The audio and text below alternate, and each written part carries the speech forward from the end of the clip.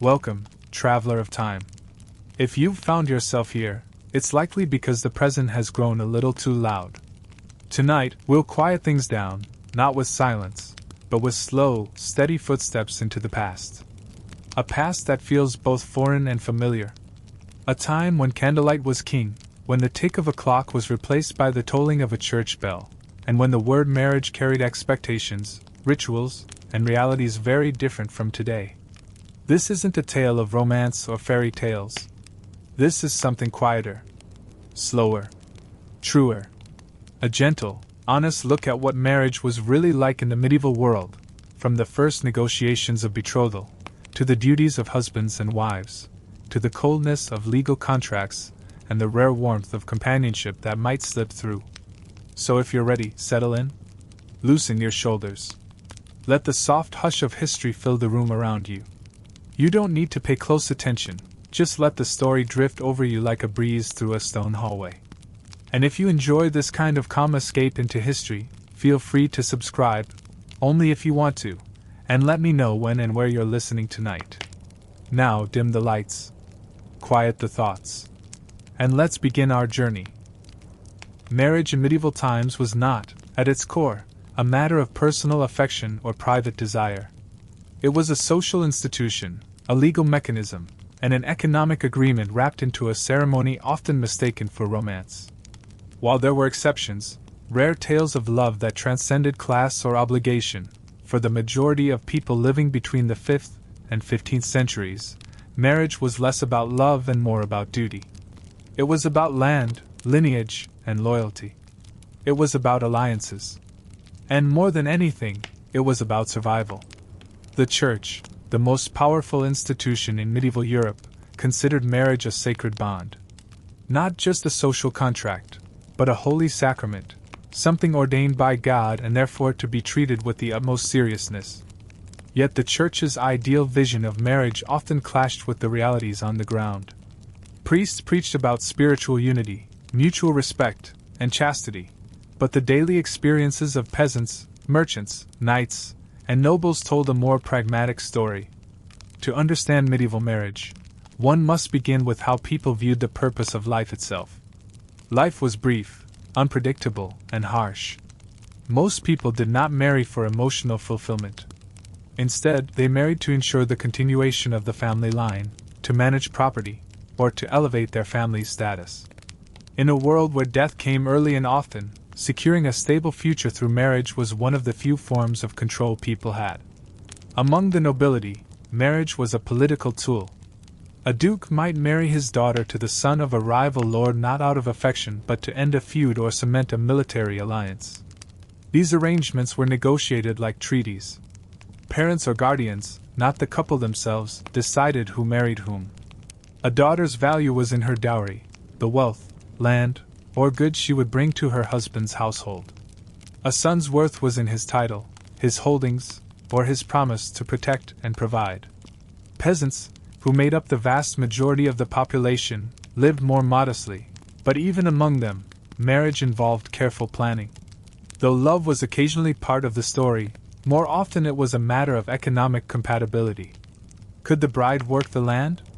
Did the groom have tools or livestock? Could they afford to set up a household? Families looked at these questions first. Emotional compatibility was not irrelevant, but it certainly wasn't the priority. There were, of course, legal aspects to consider. In the early medieval period, marriage did not necessarily require a priest or church ceremony. A couple could simply declare their intent to marry and begin living together, and that was often enough for their union to be recognized. Over time, however, the Church tightened its control over the institution. By the 12th century, canon law began to require more formal rituals. Marriages had to be performed by clergy, and witnessed to be deemed legitimate. This shift was partly moral, partly political. As the Church expanded its influence, it sought to regulate and sanctify one of the most fundamental structures of society. Still, even with Church involvement, many marriages were entered into with little to no input from the bride or groom. Particularly for women, marriage could feel like a form of soft imprisonment.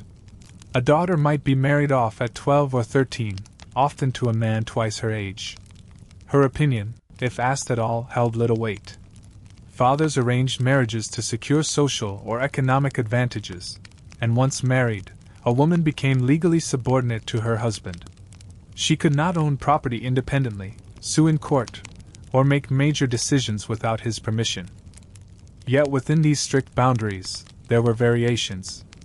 In towns and villages, especially as commerce expanded and urban life grew in complexity, middle-class families sometimes allowed their children more say in whom they married. Guild members, merchants, and craftsmen, while still valuing economic alliances, sometimes considered personal preferences, especially when both bride and groom were contributing to the household's prosperity. This was a small step toward the idea of companionate marriage, where affection played a more visible role. Still, it was the exception rather than the rule. Consent was another issue fraught with complexity. While the Church maintained that both parties had to consent to a marriage for it to be valid, in practice this was murky. What did consent look like from a 13-year-old girl pressured by her father? What if the couple agreed in private but the union was later opposed by their families? Canon lawyers spent centuries debating such cases, and marriage litigation became a surprisingly common feature in ecclesiastical courts. Disputes over broken promises, unclear consent, or clandestine weddings were part of the Church's daily judicial grind. In rural villages, local customs often mattered more than legal definitions. A couple might be considered married once they had spent a night together, or once a bride moved into the groom's home. Ceremonies varied widely by region, and many people combined Christian rites with folk traditions passed down for generations. Jumping over brooms, sharing bread and salt, or being blessed by the village elder might mark the beginning of a union just as much as a priest's sermon. Sex and procreation were central to the idea of marriage. The Church promoted abstinence before marriage and fidelity afterward, but it also stressed the importance of marital relations.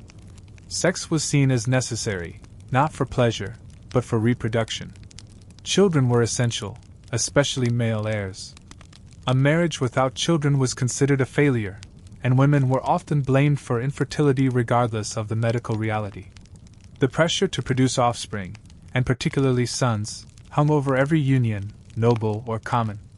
Widowhood played an interesting role in medieval marriage culture. A widow, especially one of means, often had more freedom than an unmarried or married woman. She could own property, make legal decisions, and sometimes even choose her next husband. Some women, having gained a taste of autonomy after the death of a spouse, resisted remarrying. Others were pressured back into marriage by families eager to secure alliances or manage estates.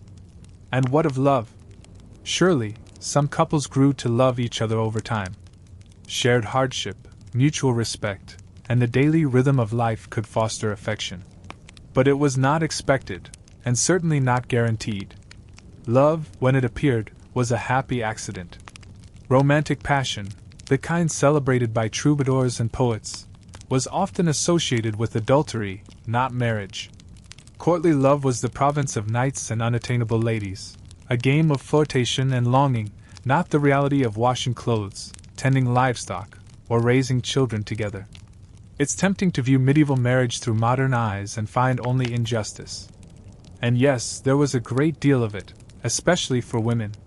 But it's also important to understand the logic of the time. Marriage was a stabilizing force. In a world without social safety nets, without healthcare or retirement, a strong household was essential. The marriage bond created alliances, preserved wealth, and ensured that someone would be there to care for you in sickness, in old age, and at death. It was not soft, but it was vital. And so, in dim candlelight, beneath timbered ceilings or stone arches, medieval couples made their vows, not always with joy, but often with hope. Hope for land. Hope for heirs. Hope, perhaps, for peace. What they found in marriage was rarely what we imagine today. But it was, for many, the foundation on which their world rested. Before a medieval couple ever reached the altar, or even exchanged vows in front of family, priest, or village, there was the betrothal. And before the betrothal, in many cases, there was something resembling courtship.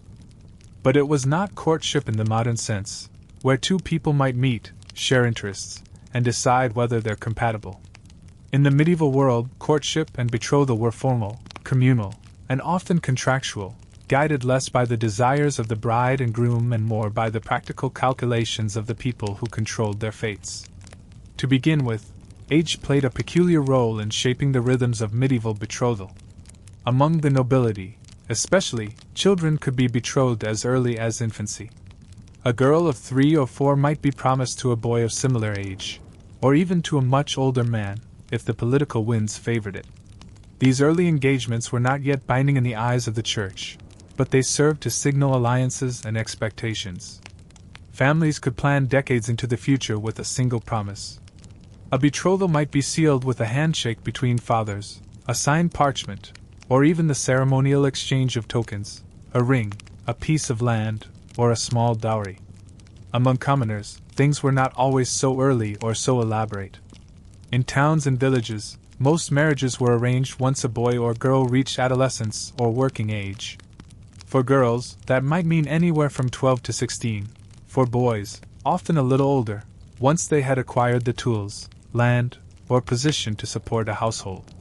Courtship in this context had more to do with negotiations than with romance.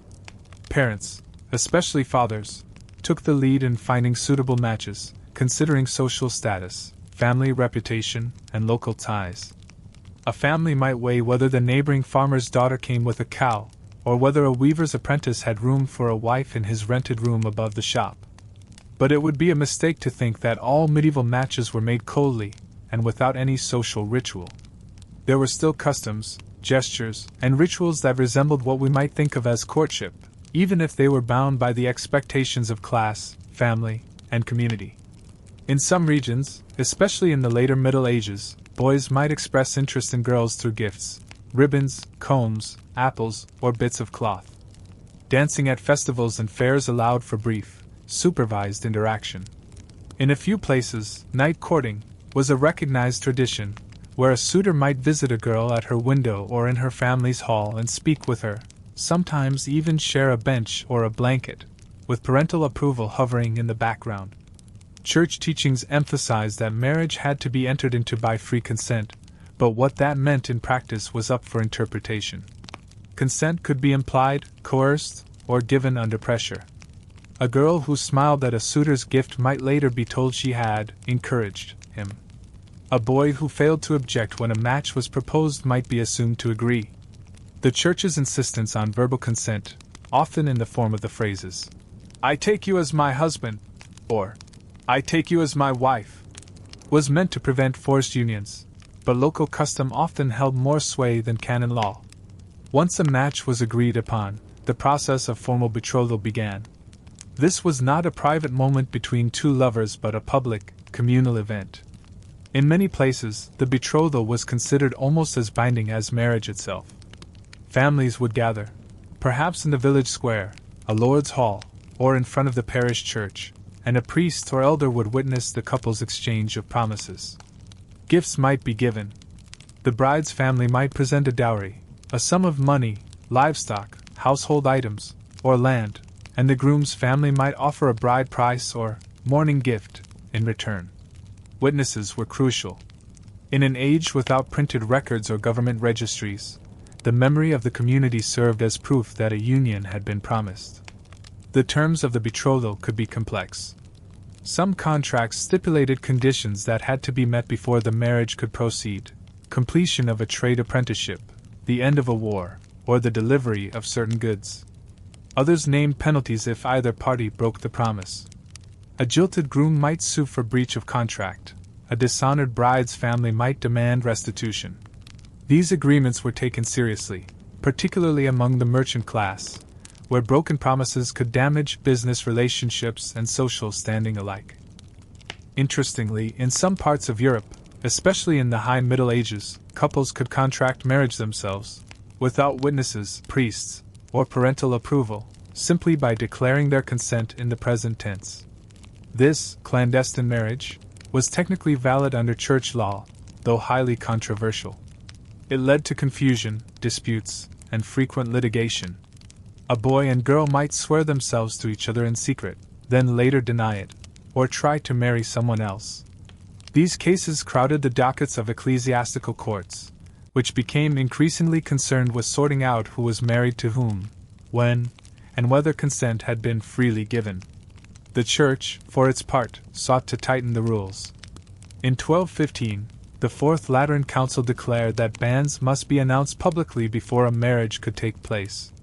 These bans, public proclamations read in church for 3 consecutive Sundays, were meant to prevent clandestine unions and give the community a chance to raise objections.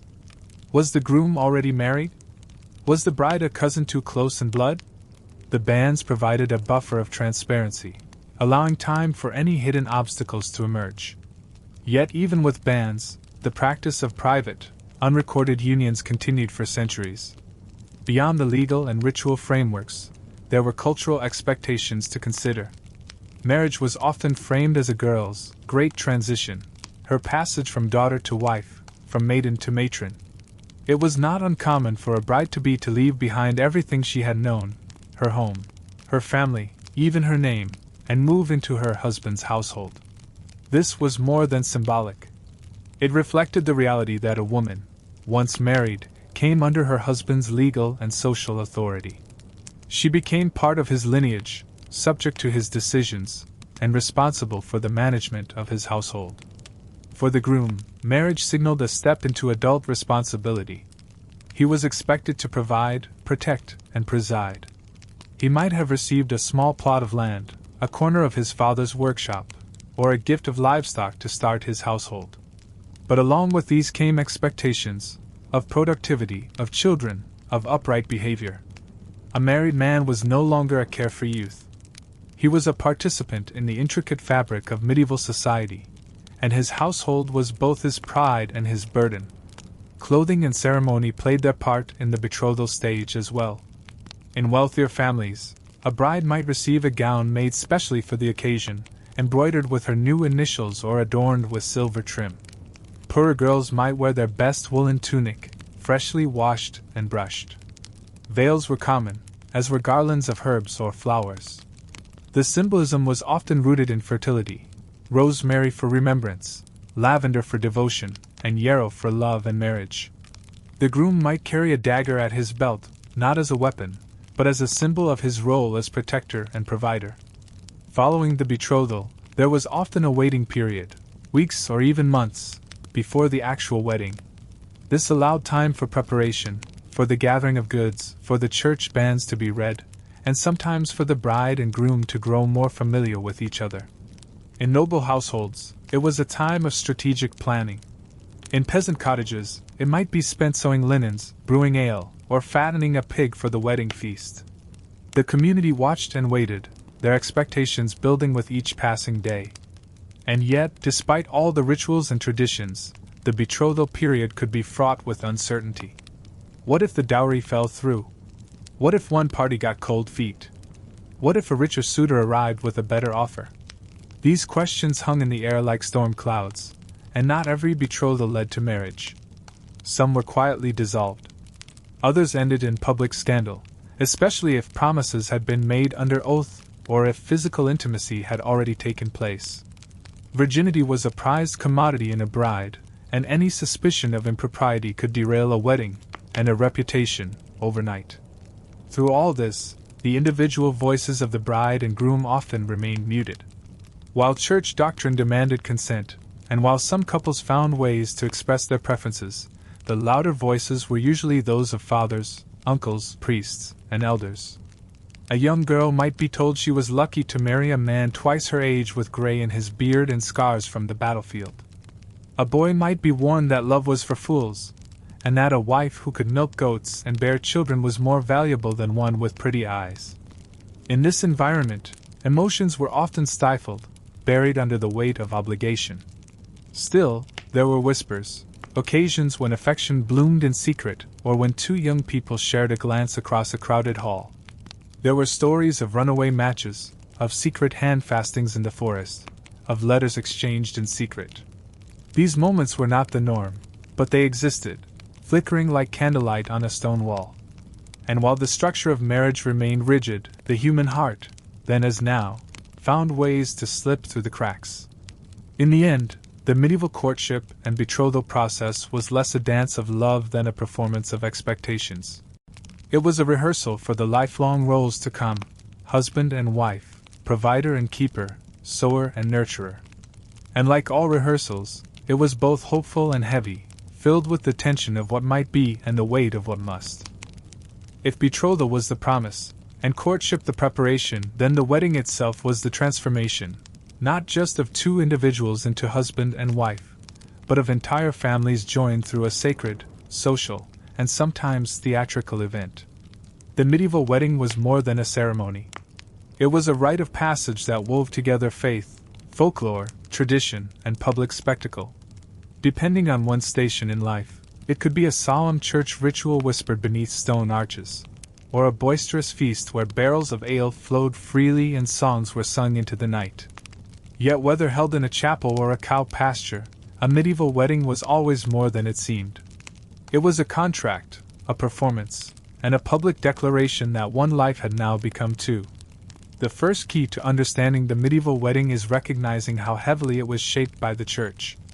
As the centuries wore on and ecclesiastical authority expanded, marriage came to be seen as one of the 7 holy sacraments, on par with baptism and communion. That meant it wasn't just a personal decision or a family matter. It was a sacred act, blessed and witnessed by God. By the 12th century, church law had formalized many elements of the ceremony: the need for mutual consent, the presence of witnesses, the reading of banns, and the performance by a priest. Yet, for all its sanctity, marriage also remained deeply grounded in the world of everyday people, and the ceremony reflected that blend of spiritual and earthly concerns. Timing played a role in setting the stage. Certain days were deemed more auspicious than others. Marriages were discouraged during Lent and Advent, as those were seasons of fasting and religious reflection. Likewise, Mondays and Fridays were thought to bring bad luck. The most favorable time for weddings was often during the spring and early summer, when the earth was in bloom, livestock were healthy, and roads were passable. These seasons symbolized fertility and abundance, making them natural choices for a ritual so bound to family and growth. The wedding day began not with the bride or the groom, but with the community. This was not a private affair. Neighbors, friends, family, and sometimes the entire village turned out to bear witness.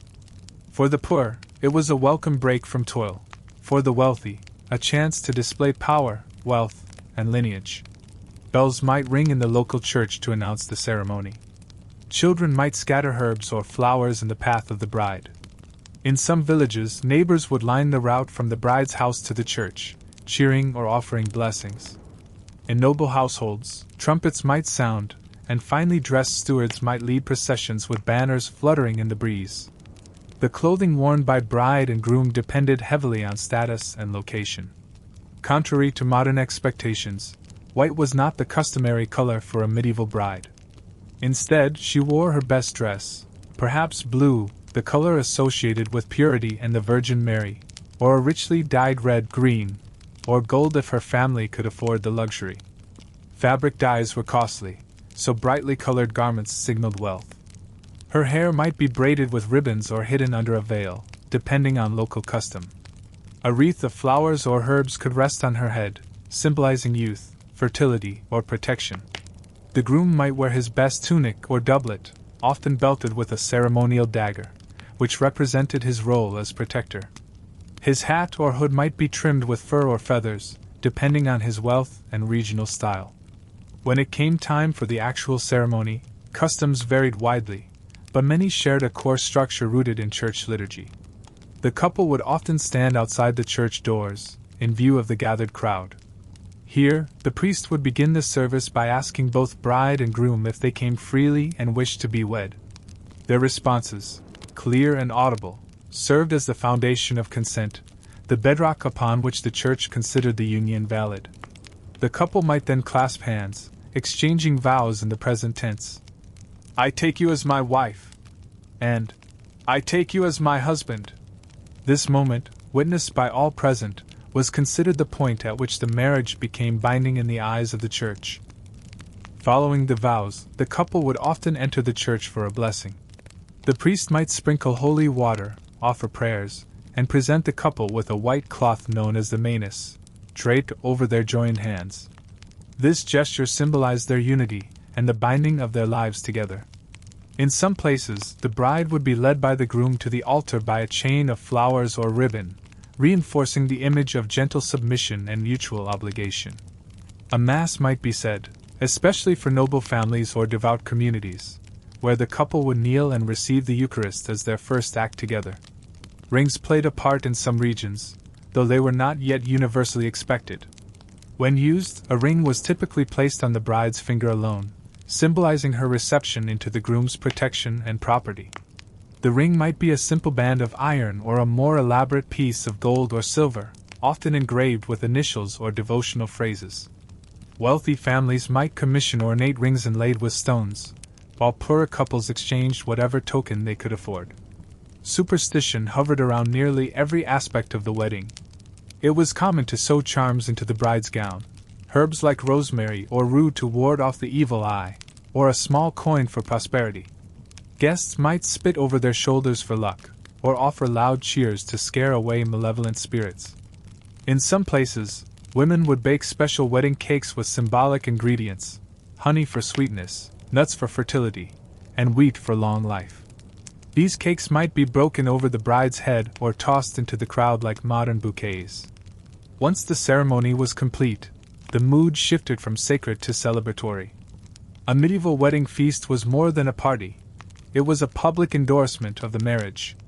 Even among the poor, food and drink were shared, often in generous amounts.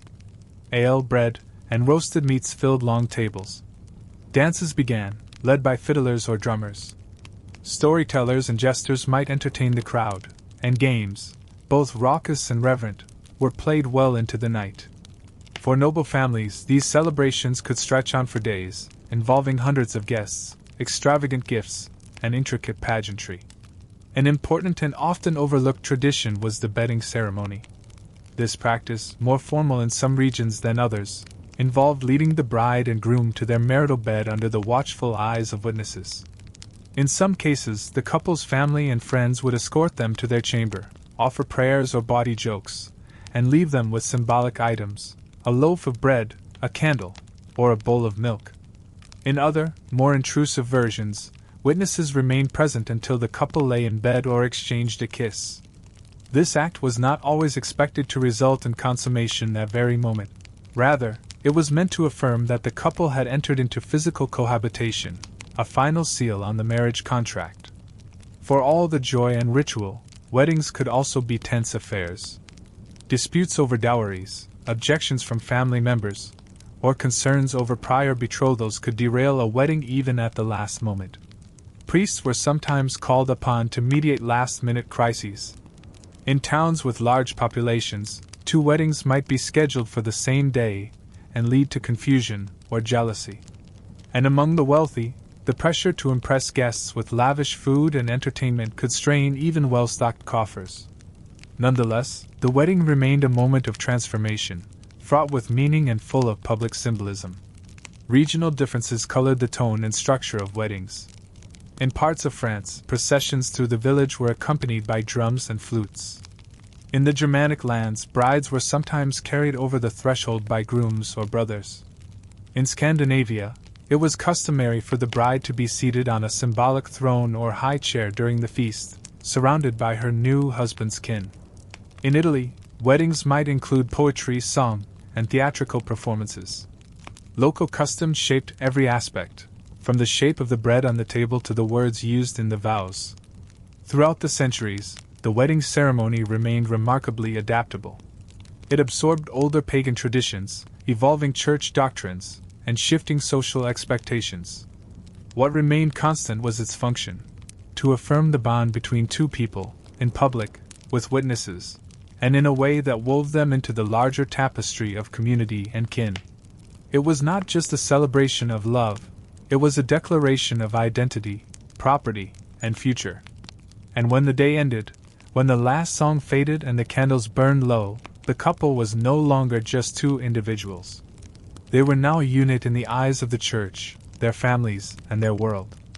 Their journey together would begin not with fireworks or romantic getaways, but with shared chores, quiet nights, and the long, uncertain rhythm of medieval life. The wedding bells faded. The guests returned to their fields, shops, or manor halls. The music ceased.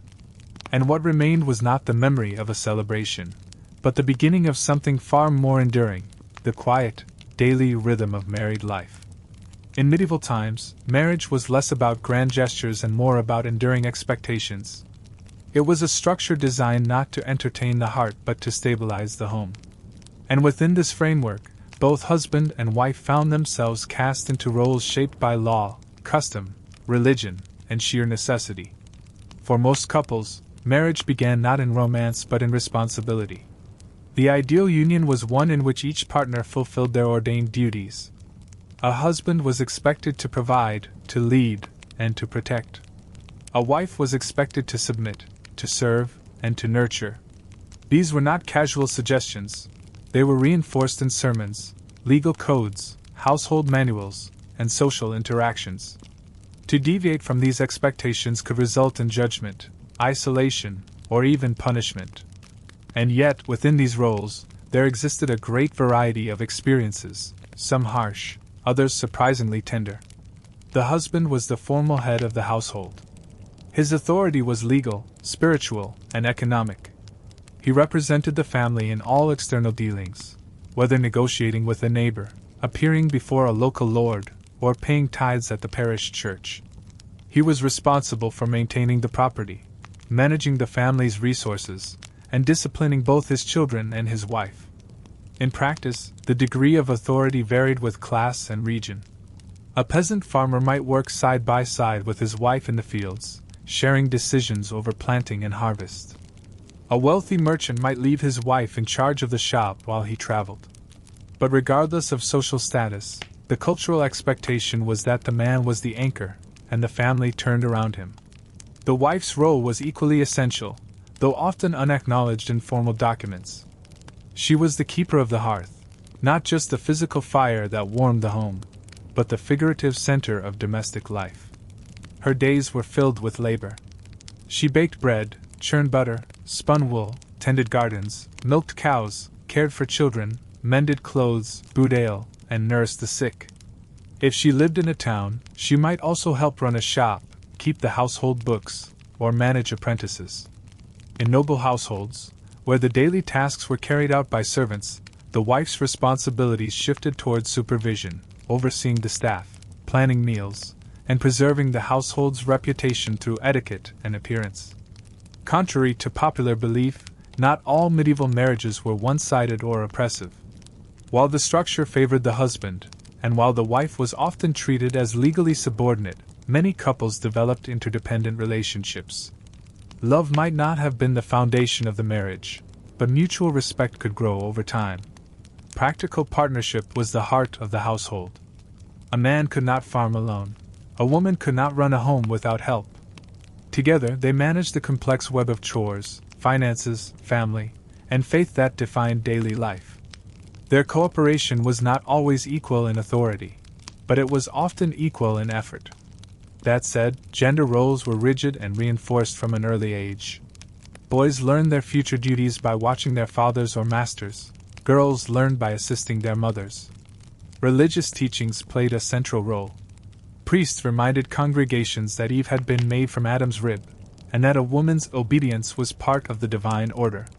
The famous Malleus Maleficarum, a text later associated with witch hunting, echoed deeply misogynistic views that were already embedded in medieval thought, portraying women as weaker, more emotional, and more susceptible to sin.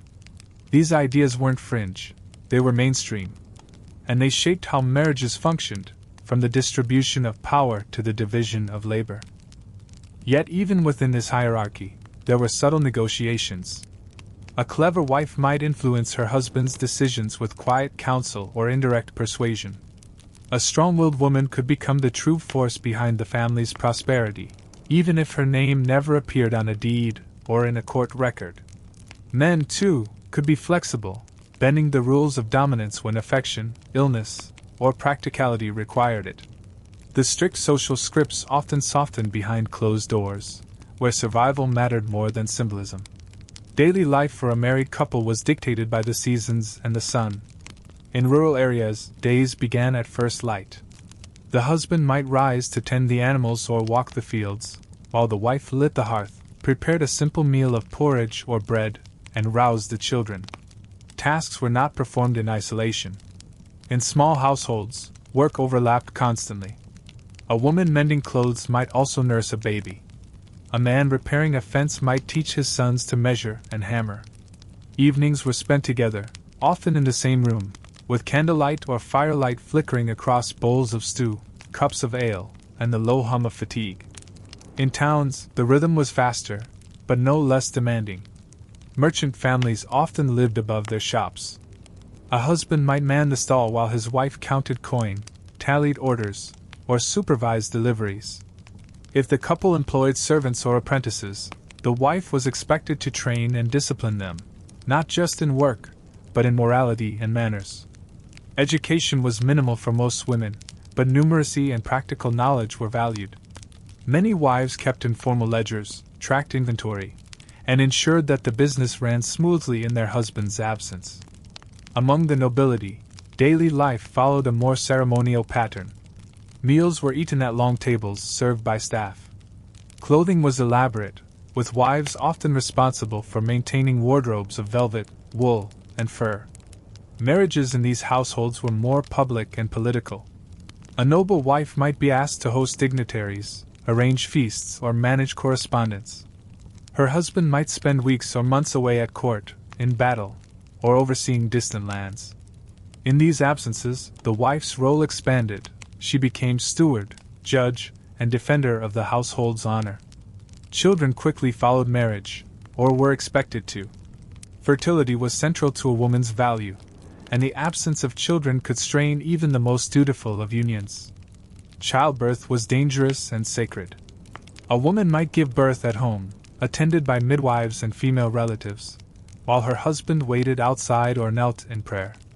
If the baby lived, it would be baptized within days, swaddled tightly, and handed over to the rhythms of medieval infancy, illness, survival, growth, and eventual apprenticeship or marriage. Discipline was part of the household dynamic. The husband had legal authority to correct or even punish his wife, though excessive violence was frowned upon and could lead to community intervention. Wives, meanwhile, corrected children, servants, and sometimes even their husbands through subtle rebukes, refusals, or appeals to religious conscience. The line between care and control was thin. But it was one walked daily, shaped more by personality and circumstance than by law alone. Religion saturated every element of married life. Couples prayed together, attended Mass, confessed sins, and raised their children to fear both earthly consequences and eternal damnation. Marriage was not just a legal contract, it was a spiritual battleground, where the sins of lust, anger, pride, and envy could tear at the soul. Preachers warned husbands against cruelty, and wives against gossip. Saints were invoked to bless the marriage bed, protect the household, and intercede during childbirth. Holy days were observed with fasting and prayer, and saints' feast days became moments of shared devotion. Economics played a constant role. In many families, the wife acted as the treasurer, not in title, but in function. She stored food, rationed goods, preserved meat, and knew exactly how much wool was needed to clothe the children for winter. She bartered in local markets, traded surplus eggs for salt, and sometimes sold small crafts or baked goods to supplement the household income. Her skills were essential, though rarely praised. A man might plow the field, but it was his wife who made sure the harvest lasted. Marital affection, when it existed, was quiet and often invisible to outsiders. Public displays of affection were rare and sometimes frowned upon. But inside the home, in whispered conversations, shared laughter, or the gentle touch of a hand during evening prayers, a quieter love could grow. It was not the romantic love of poems or troubadours.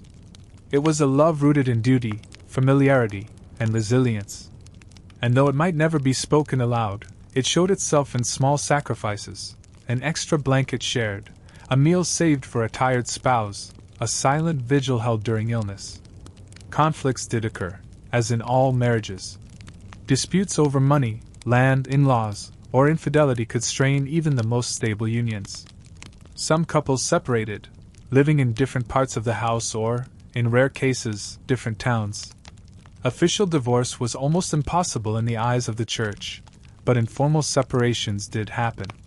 In urban areas, ecclesiastical courts handled complaints ranging from verbal abuse to abandonment. Wives might appeal for help if their husbands drank too much or beat them without cause. Husbands might accuse their wives of neglecting their duties or spreading scandal. These cases were not always resolved fairly, but they reflected the reality that medieval marriage, for all its rigidity, was still human, messy, unpredictable, and prone to fracture. In the end, daily married life in the medieval world was a blend of hardship and habit, shaped by duty but not devoid of tenderness. It was defined by structure, but it made room for personality. For some, it was a prison, for others, a partnership. But for most, it was simply life, a long, winding road walked side by side, with bread to bake, fields to till, children to raise, and prayers to whisper in the dark. Behind the veil of romance, beneath the layers of ceremony and spiritual symbolism, lay one of the most practical pillars of medieval marriage: money. The economics of matrimony were often more pressing than love or companionship. To marry was to negotiate wealth, property, and status, even among the humblest classes. It was not simply a union of two hearts, but of two economies, however modest they might be. From the moment negotiations began to the final reckoning of a widow's inheritance, financial concerns shaped every step of medieval married life. The most prominent expression of this was the dowry, a term that still lingers in modern vocabulary, but which carried immense significance in the medieval world. A dowry was not a gift or a favor. It was an expected contribution from the bride's family to the groom, meant to support the new household or increase the husband's estate. It could consist of land, livestock, clothing, coins, tools, or household furnishings, anything that added tangible value to the marriage. For noble families, dowries were often large, even extravagant, including titles, manors, or military assets. Among peasants, a few sheep, a spinning wheel, or a bed with a wool-stuffed mattress might constitute a dowry. The size varied by region and rank, but its importance was nearly universal. The dowry served multiple functions. First, it acted as a form of compensation, a kind of incentive to the groom's family for accepting a new member into their household, particularly one who might not bring direct labor or produce immediate heirs. Second, it symbolized the bride's worth. A larger dowry often indicated greater social standing or wealth, enhancing the bride's marriage prospects. And third, it provided the young couple with the means to establish their new life. In an age where independent property ownership was rare, a dowry might be the only asset that allowed a couple to acquire a cottage, start a business, or sow their first crop.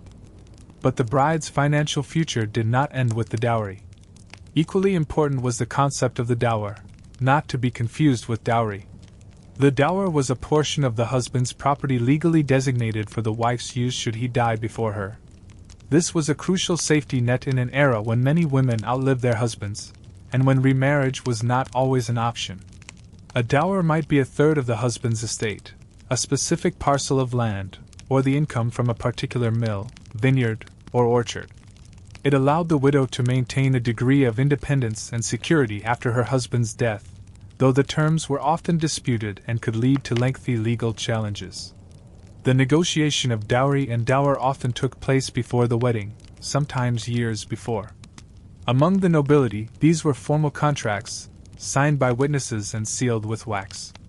Families sent messengers or scribes back and forth, hammering out terms like seasoned merchants.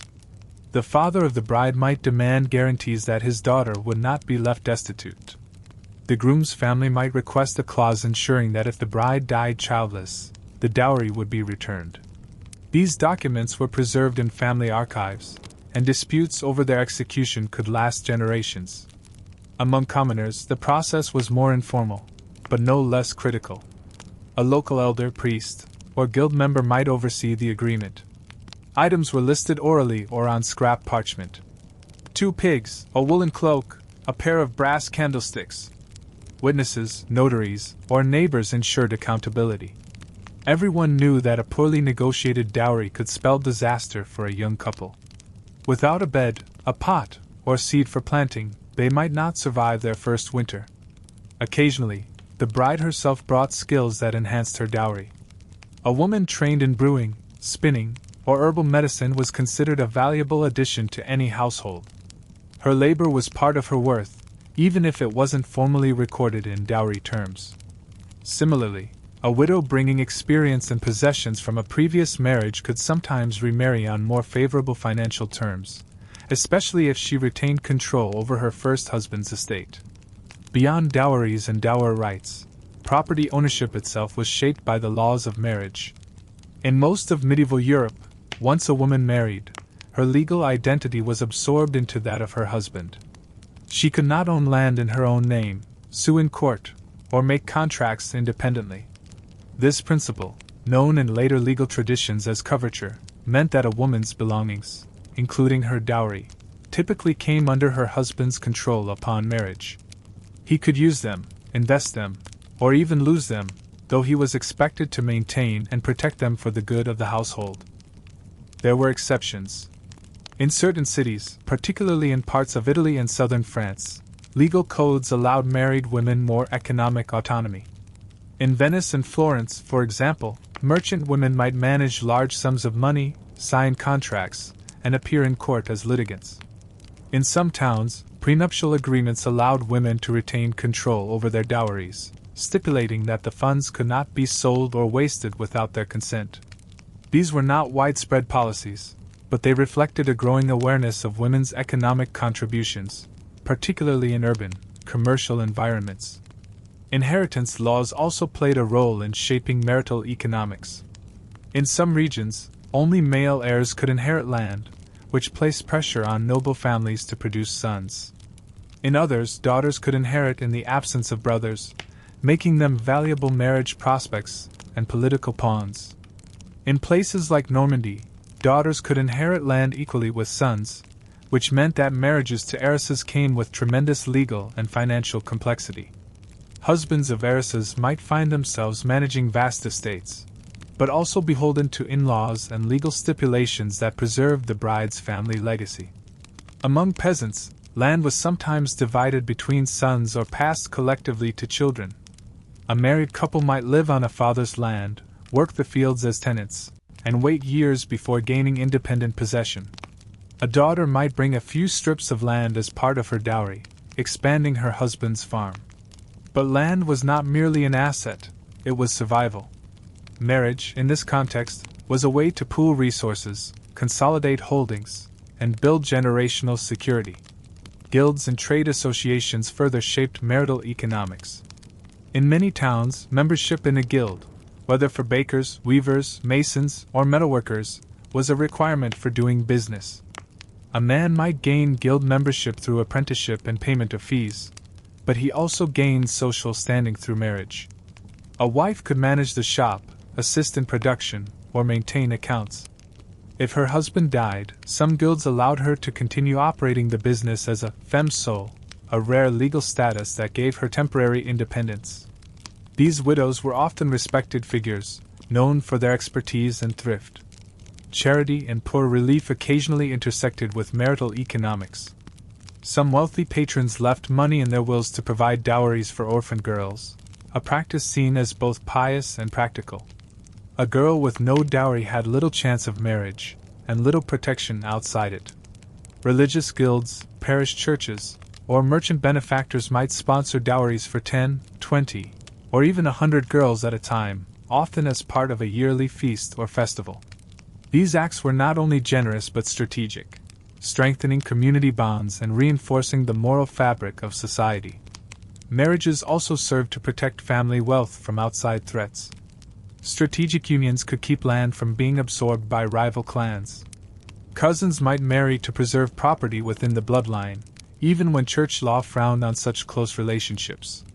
Occasionally, siblings-in-law or widowed in-laws would marry to consolidate estates or care for shared children. These marriages, though practical, often stirred gossip, particularly if affection or inheritance was involved. Economic strain could threaten a marriage, just as surely as disease or infidelity. Failed harvests, lost dowries, stolen livestock, or war could drive couples into debt or ruin. A husband who could not support his wife faced social shame. A wife who mismanaged food or clothing might be seen as incompetent or cursed. In extreme cases, couples abandoned their homes, fled creditors, or separated informally. Marriage, for all its symbolic weight, offered little shelter from poverty. And yet, despite these hardships, married couples found ways to survive, and sometimes to thrive. They practiced small economies of survival. Wives reused old garments, patched shoes, bartered eggs for candles, and grew herbs in garden plots. Husbands mended tools, built fences from scavenged wood, or took on seasonal labor. Children contributed early, herding animals or spinning thread. The household, though built on inequality, was often a deeply cooperative space. Over time, a couple's financial partnership became a rhythm, a pattern of saving, sacrificing, and strategizing. Whether they were managing a tiny workshop or a sprawling estate, success depended on endurance and trust. A woman might remind her husband not to sell the last chicken. A man might give up a new tool to buy his wife a bolt of winter cloth. These were not grand gestures, but daily negotiations, quiet affirmations of shared purpose. In death, the final economic acts of marriage were played out. A widow might claim her dower and continue farming. Children divided the estate, sometimes with strife, sometimes with care. Churches read wills aloud. Neighbors watched closely. And in the margins of dusty ledgers or fading contracts, the story of a marriage could be traced. In the linens listed, the fields measured, the coins promised and paid. In medieval Europe, the thread that tied all human activity together, from plowing fields to saying vows, was faith. Religion was not a matter of personal belief tucked quietly in the heart. It was a public framework that shaped how people lived, worked, and married. And marriage, more than most institutions, was steeped in the spiritual authority of the Church. It was declared sacred, regulated with strict doctrine, and laden with both divine blessings and dire warnings. For married couples, the union was never just a legal or emotional contract. It was a sacred covenant, watched over by heaven, guided by saints, and burdened with spiritual expectations. The Church regarded marriage as one of the 7 sacraments, outward signs of inward grace. Like baptism or communion, it was a holy act with lifelong consequences. But marriage was unique in that it was the only sacrament administered by the couple themselves. While a priest officiated and blessed the union, it was the couple's own mutual consent that made the marriage valid in the eyes of God. This theological distinction gave great weight to the vows exchanged. They were not simply promises. They were sacred bonds spoken before God and witnesses, believed to be eternal. Sermons and church texts emphasized the sanctity of marriage constantly. From cathedral pulpits and village chapels alike, priests reminded their congregants that marriage symbolized the union between Christ and the Church, a model of faithfulness, sacrifice, and love.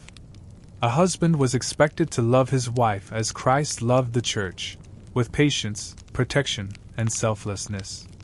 A wife was instructed to submit to her husband with humility and reverence, reflecting the Church's obedience to Christ. These analogies were not simply metaphors. They were presented as divine commands, guiding not just moral behavior but the structure of everyday married life. Fidelity was more than a moral ideal. It was a spiritual requirement. Adultery was not just a social transgression. It was a mortal sin, capable of damning the soul unless confessed and absolved. The Church warned that a straying husband or wife risked not only earthly punishment but eternal separation from God. The sanctity of the marriage bed was emphasized in religious writings, not only for the sake of children and reputation, but because it was believed that impure acts within or outside of marriage could defile the soul. Confessionals regularly heard admissions of infidelity, lustful thoughts, or marital neglect.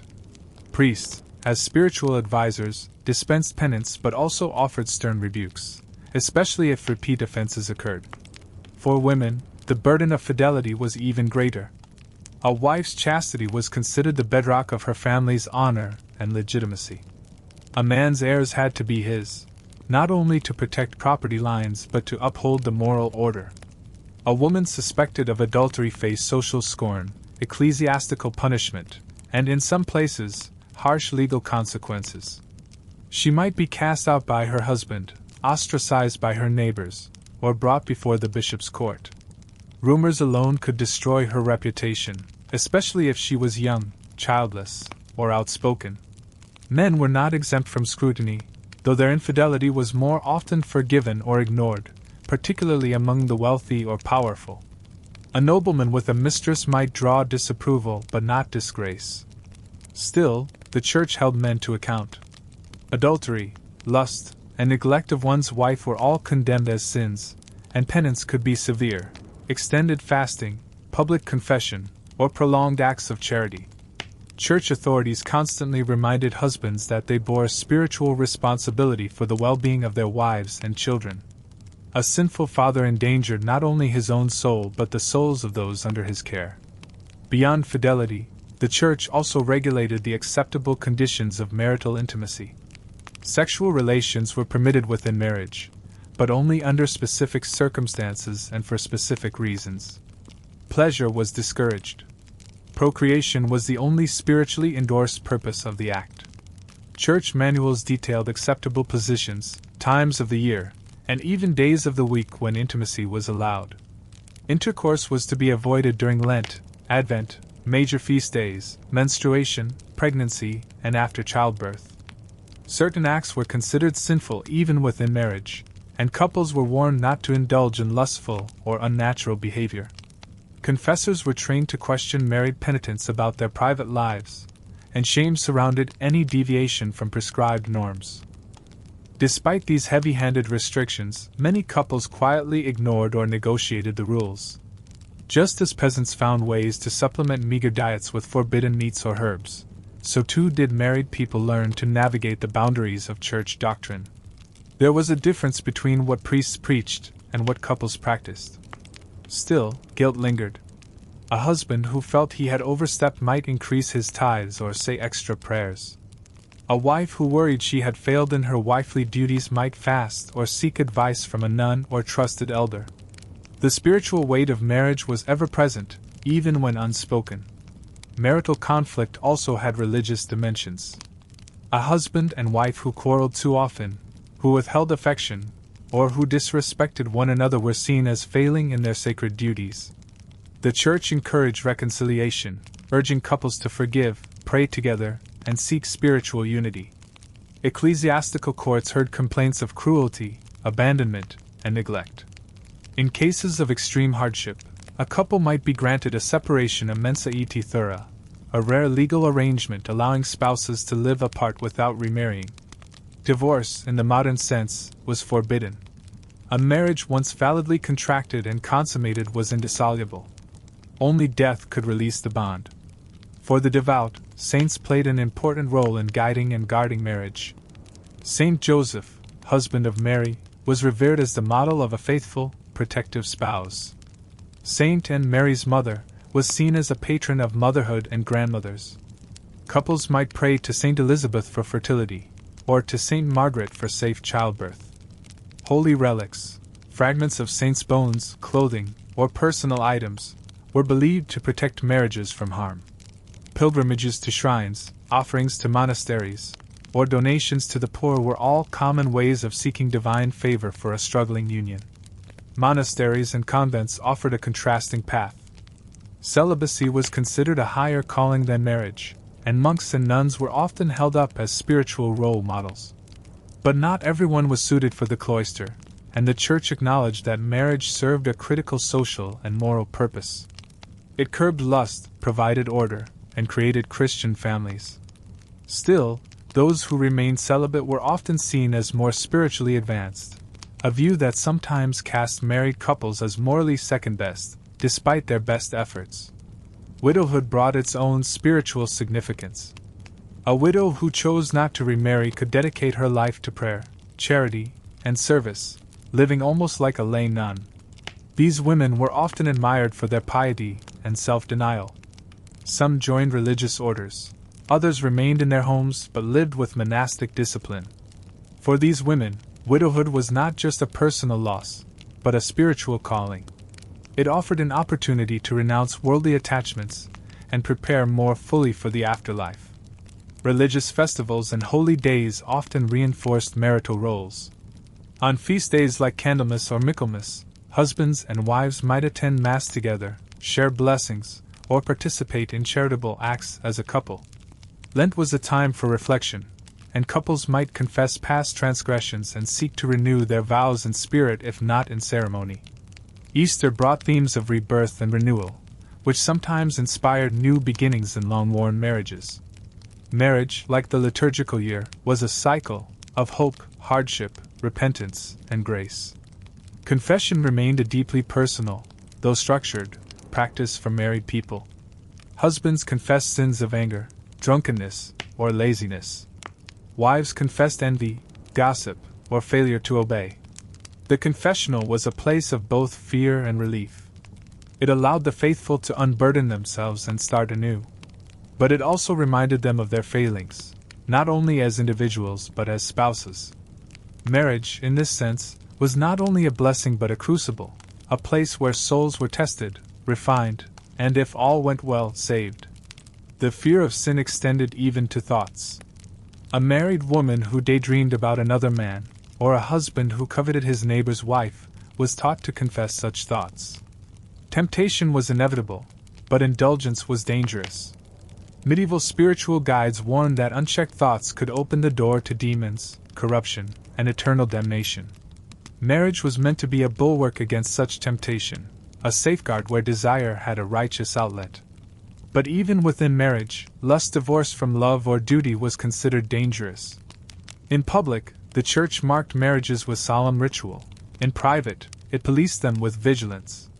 Yet faith also offered comfort. Married couples prayed together at night, seeking protection for their children, success in their labors, and forgiveness for their shortcomings. Their prayers were not always eloquent, but they were sincere. A whispered Ave Maria before sleep, a candle lit for a sick spouse, a coin left at the altar for an answered prayer. These quiet devotions bound husband and wife not just to each other, but to a spiritual world that surrounded and sustained them. In the end, medieval marriage was not simply a social arrangement or a household institution. It was a sacred commitment, shaped by a worldview in which every act, from baking bread to embracing a spouse, had spiritual meaning. The church provided the framework, the community supplied the expectations, and the couple, with all their flaws and hopes, tried to live within those boundaries. Some succeeded with grace. Others stumbled. But all understood that to marry was to enter a holy covenant, one that did not end at the altar or in the bedroom, but extended to the soul, the afterlife, and eternity. In the medieval world, the union of husband and wife did not exist in isolation. It was not simply about building a home or sharing companionship. Marriage was, at its very core, expected to bear fruit, quite literally. A married couple's worth, their legacy, and even their social survival were intimately tied to their ability to produce children. To marry without children was not merely a private sorrow. It was often seen as a failure of duty, a cause for concern, gossip, or divine suspicion. Parenthood was the expected goal, and the pressures it brought, especially for women, shaped the rhythm and reality of everyday married life. From the moment a marriage was formalized, both the church and the community assumed that children would follow. Procreation was not just a hope, it was an obligation. In sermons and church writings, this expectation was repeated endlessly. Marriage was the proper and holy context for bringing new souls into the world.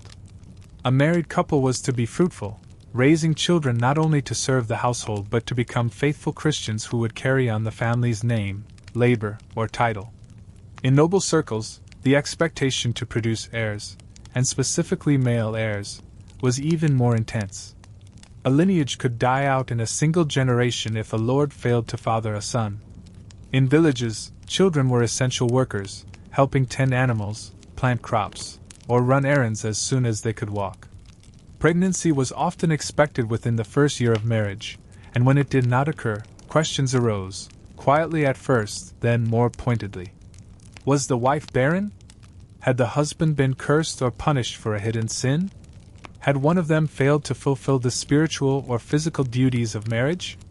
While both men and women could be blamed for infertility, it was usually the woman who bore the brunt of the scrutiny. Superstition, ignorance, and folk medicine filled the gaps where science had not yet reached. A woman who miscarried repeatedly might be whispered about as cursed. A wife who did not conceive at all might be urged to visit shrines, drink herbs, or even seek exorcisms. If a woman did become pregnant, the atmosphere of the household shifted. Pregnancy was not a condition of joy alone. It was a time of danger. Maternal mortality was a looming shadow over every household.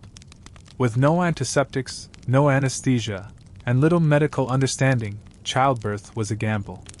A mother might survive one birth, 2, even 5, only to be lost in her 6th. Labor could last for days, and complications were poorly understood. Women often went into labor with a sense of resignation rather than anticipation, preparing spiritually for the possibility of death as much as for the arrival of a child. They might confess their sins, write a final note to their husband, or instruct a midwife to carry out certain wishes if they didn't survive. Midwives were central figures in this process. Usually older women with years of experience, they brought practical knowledge, herbs, tools, and calming presence. They also brought a measure of community and continuity. A woman might be delivered by the same midwife who had delivered her, or her siblings, or her own mother before her. In urban areas, midwives sometimes underwent training or licensing by church authorities, especially if they were accused of improper practices. In rural areas, their status was more informal, yet no less respected. Midwives also served as guardians of moral and spiritual standards, ensuring that newborns were baptized quickly, especially if death seemed imminent. Baptism was a spiritual priority. The Church taught that unbaptized infants who died might be denied entry into heaven, a belief that haunted medieval parents with deep anxiety. Baptisms were performed within days or even hours of birth. In cases of emergency, anyone, even the midwife herself, could perform the rite by sprinkling water and speaking the sacred words. Godparents were chosen carefully, often from trusted friends or family members, and they assumed both spiritual and practical responsibility for the child if the parents died. This network of godparents, midwives, and neighbors created a communal web around each birth, binding households together in shared care and responsibility. For the husband, the arrival of a child marked a different sort of transformation. While he might not be present in the birthing room, he was expected to provide for the growing family and ensure the child was raised in the Christian faith. A father's role included discipline, education, and for boys, apprenticeship or training in a trade. Sons were often expected to follow in their father's footsteps, on the land, in the shop, or at court. Daughters, meanwhile, were raised for domestic life, taught to spin, cook, tend the sick, and eventually marry. A girl's value, in many ways, was tied to her future dowry and her ability to manage a household. Raising children was an all-consuming task. Infancy was especially precarious. Diseases like smallpox, measles, and dysentery claimed countless lives before a child's 5th birthday. Some families buried as many children as they raised. Infant mortality was so common that many couples gave their newborns the names of older siblings who had died, recycling names in the hope that the next bearer might survive. Every milestone, first tooth, first step, first word, was shadowed by the fear of loss. Mothers bore the greatest burden in these early years. Nursing, comforting, washing, and feeding fell almost entirely to them, unless they were noblewomen who employed wet nurses. Even in those cases, the mother was expected to oversee the child's care and instruct the nurse in matters of health and morality. Children were often swaddled tightly in their early months, believed to help their limbs grow straight and to prevent injury. They were carried in arms, slings, or cradles, and lullabies were sung to soothe them to sleep. Toys were few: a carved wooden doll, a piece of cloth, or a rattle made from bone or horn. Play was more practical than imaginative, often mimicking the tasks of adults.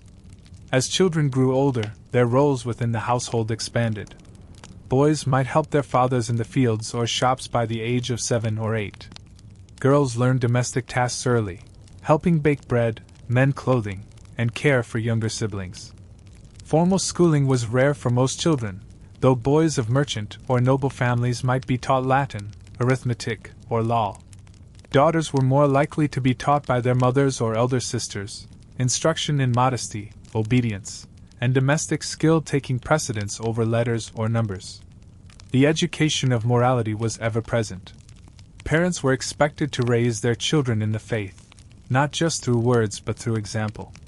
Children were taken to Mass, taught prayers, and warned of the dangers of sin.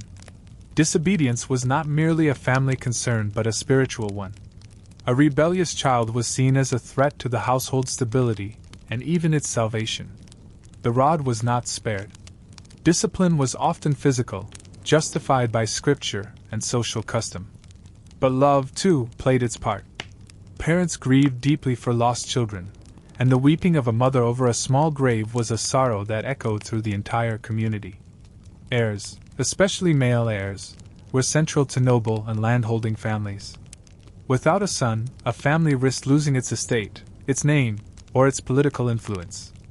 Daughters could inherit in some regions, but it was rarely preferred. Sons were seen as the carriers of legacy. A noble couple might continue to try for children well into middle age if no heir had yet been born.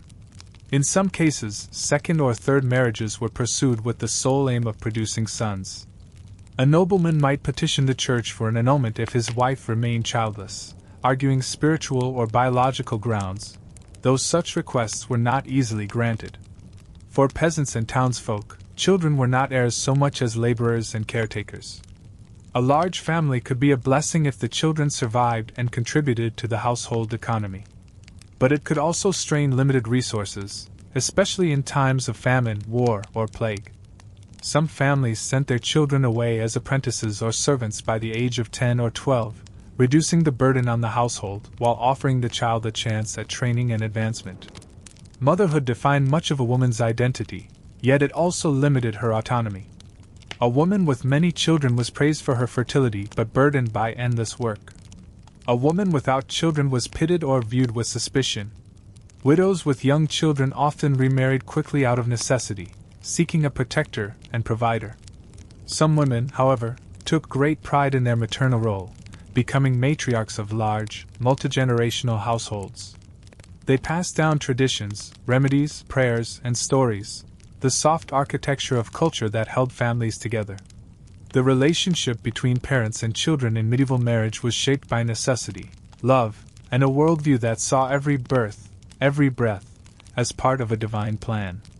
The pressures of producing heirs, the heartbreak of infant death, the hopes pinned on a son's future or a daughter's dowry, all of these wove themselves into the very fabric of married life.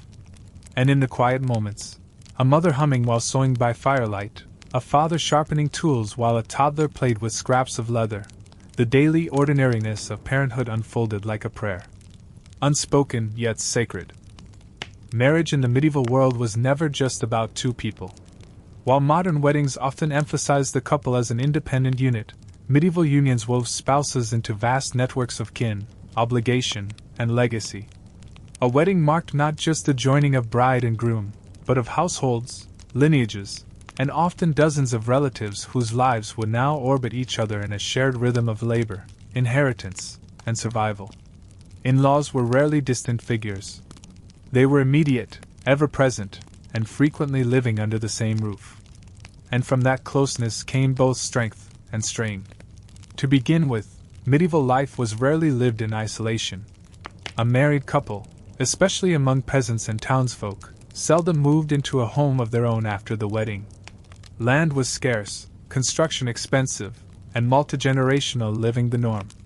A young bride often moved into her husband's family home, a space already filled with his parents, unmarried siblings, and perhaps even an aged grandparent or two. In such households, privacy was limited. Walls were thin or non-existent. Sleeping quarters were shared. Domestic space was a communal stage, and married life unfolded with an audience. This arrangement had practical roots. Property was typically passed down through the male line, and it made little sense to divide land prematurely. A son might work his father's fields until the elder died, inheriting the land only when he became the senior male. In the meantime, his wife became part of a pre-existing hierarchy. She was not the mistress of her own home, but a newcomer into someone else's domain, a daughter-in-law expected to respect and assist her husband's mother, and to adapt to customs already long established. Mother-in-law and daughter-in-law relationships were particularly delicate. The older woman, often experienced, authoritative, and accustomed to her role as household manager, could view the newcomer as both helper and rival. The younger woman, eager to establish her own household identity, might chafe under her mother-in-law's supervision. Tensions arose over cooking methods, child-rearing habits, or even the ordering of daily chores. Yet outright defiance was dangerous. The daughter-in-law depended on the goodwill of her new family, especially in her early years of marriage, when she was still proving her fertility and usefulness. Fathers-in-law played a different role. As heads of the household, they held the purse strings, the land deeds, and the authority to decide who worked what field, who shared which bed, and who ate from which portion of the table. A good relationship with one's father-in-law could bring security, perhaps even an early inheritance, or a plot of land to manage. A poor relationship could result in years of frustration and subservience. Sometimes, if a father-in-law became too old or infirm, the mantle of leadership passed early to his son, and the dynamics within the household shifted accordingly. In-laws did not just affect housing. They shaped expectations around behavior, faith, and loyalty. A wife might be encouraged, or pressured, to adopt her husband's family's way of doing things, from prayer routines to seasonal chores. She might be judged by her ability to conform. Was she obedient? Modest? Industrious? Did she gossip too much? Was she too quiet or too bold? These judgments mattered. A disapproving mother-in-law could sour a household's peace, while a welcoming one could make all the difference in helping a young woman adapt to her new life. Siblings-in-law brought their own complexities. In many households, unmarried brothers or sisters lived alongside the married couple. These siblings might share meals, work the same land, and sleep in adjacent rooms. They might also compete for resources, attention, or inheritance. A brother-in-law who remained single into his 30s might resent his younger sibling for marrying first. A sister-in-law might envy the bride's new jewelry or role in the kitchen. Jealousy, alliance, competition, and loyalty swirled constantly beneath the surface. In some cases, marriages were arranged to secure these dynamics. A younger sister might be married to her brother-in-law's brother, further intertwining the families and smoothing tensions. Children grew up in this interwoven world. A child might be raised as much by a grandmother or aunt as by a mother. Older siblings often took on caretaking roles for the younger, and cousins, nieces, and nephews moved through the household like a tide. The idea of nuclear family was foreign. Instead, the medieval household functioned more like a small village. Everyone had a role. Everyone contributed. And everyone watched one another, for better or worse. Among the nobility, extended families lived in larger manor houses or castles, but the dynamics were not entirely different. A noble bride might marry into a household managed by a formidable matriarch or a stern father-in-law. Her dowry might improve her standing, but it would not necessarily buy her freedom. She was expected to produce heirs, maintain the estate's dignity, and support her husband's ambitions.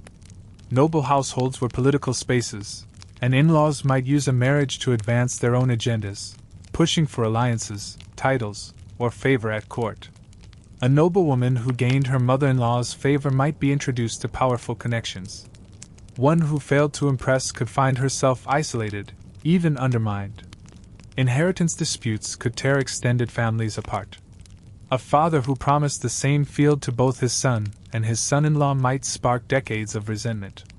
A mother who favored one daughter-in-law over another could turn shared kitchens into battlegrounds. Laws varied by region, but inheritance was often governed by custom, and custom could be murky. Families sometimes brought their grievances to local courts or even to ecclesiastical tribunals. More often, they simmered in silence, erupting only when death forced a reckoning. Despite the potential for conflict, extended family living also offered strength. It provided a social safety net. A sick mother could rely on a sister-in-law to cook meals. A father injured during harvest might see his brother's son step in to finish the work. Elderly grandparents, though no longer productive in the fields, watched the children and passed on stories, songs, and traditions. Knowledge flowed down these generational chains: how to plant garlic, how to make wool stretch through winter, how to interpret the weather by the shape of the clouds. Marriages were often arranged with these extended households in mind. A family might seek a daughter-in-law with strong arms and a reputation for cheerfulness, knowing she would need to get along with 6 other women in the house. Or a son-in-law who could shoe horses, since the household lacked a farrier. Practicality, not chemistry, guided these choices. Harmony within the extended family was seen as essential. An ill-tempered bride or a lazy husband could upset the balance of the entire home. Festivals and holy days brought both joy and complication to these families. Shared meals could be a time of bonding, or of subtle power plays. Who sat nearest the hearth? Who carved the meat? Who poured the wine? A daughter-in-law who took too much initiative might be seen as overstepping. One who remained too quiet might be seen as sulking. Etiquette was not written down, but everyone knew the rules. And children learned them early, observing how adults navigated the invisible lines of respect and rivalry. Over time, the lines between blood and marriage blurred. A daughter-in-law who had served the household faithfully for 20 years might be mourned as deeply as a daughter. A brother-in-law who took in his widowed sister's children might be praised as a true patriarch. These relationships evolved with age, shaped not by titles but by years of shared labor, laughter, hardship, and memory. As older generations passed away, households shifted. A young couple might finally inherit a cottage of their own. A widow might move in with a married son, bringing her spinning wheel and memories. A bachelor uncle might die, leaving his tools and land to a nephew. The cycle continued, new unions forming, new lives beginning, and the ever-present influence of in-laws weaving through every layer of domestic life. In-laws were not an afterthought in medieval marriage. They were a constant, shaping where a couple lived, how they lived, and even how they loved. Their presence could be a source of wisdom or of quiet sorrow. But they were never absent. They stood at the edges of the marriage bed, the cradle, the hearth, and the grave. And in doing so, they made marriage not just a private bond, but a public thread in the wide, intricate tapestry of medieval life. For all the spiritual weight, legal expectations, and communal involvement that surrounded medieval marriage, there remained one unchanging truth: people were people. Just as today, marriages could strain under pressure, stumble through hardship, or unravel entirely. Despite the Church's vision of marriage as an unbreakable sacrament, reality proved more complicated. While divorce as we know it was essentially forbidden, conflict and separation were very real parts of medieval married life. And for many couples, navigating these tensions became a private trial with few easy solutions. From the outside, marriage was meant to be stable, a reflection of divine order and social peace.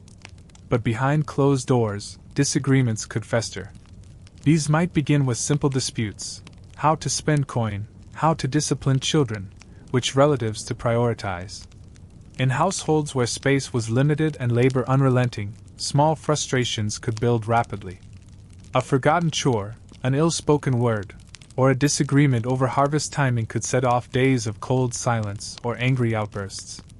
For some couples, these arguments passed like storms. For others, they became permanent features of married life.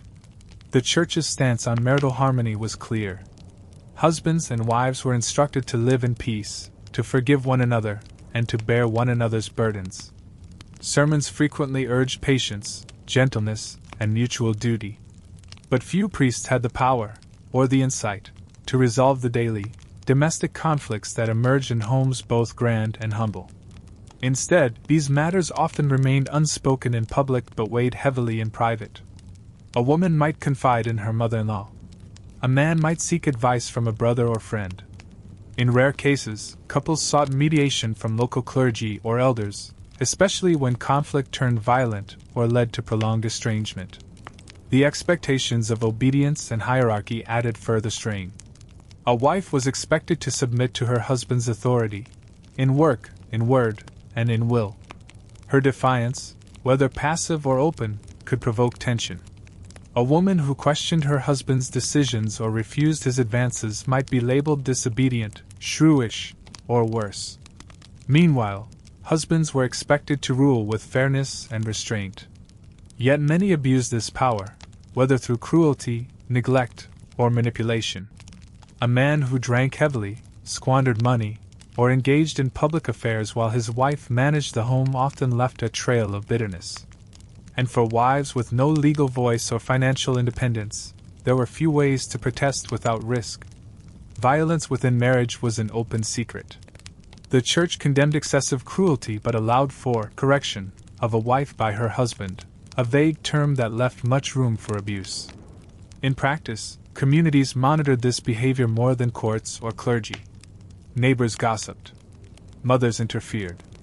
Parishioners whispered when a wife arrived at Mass with bruises or stopped attending altogether. In some towns, repeated public violence might lead to fines or church penance. In others, it was simply endured.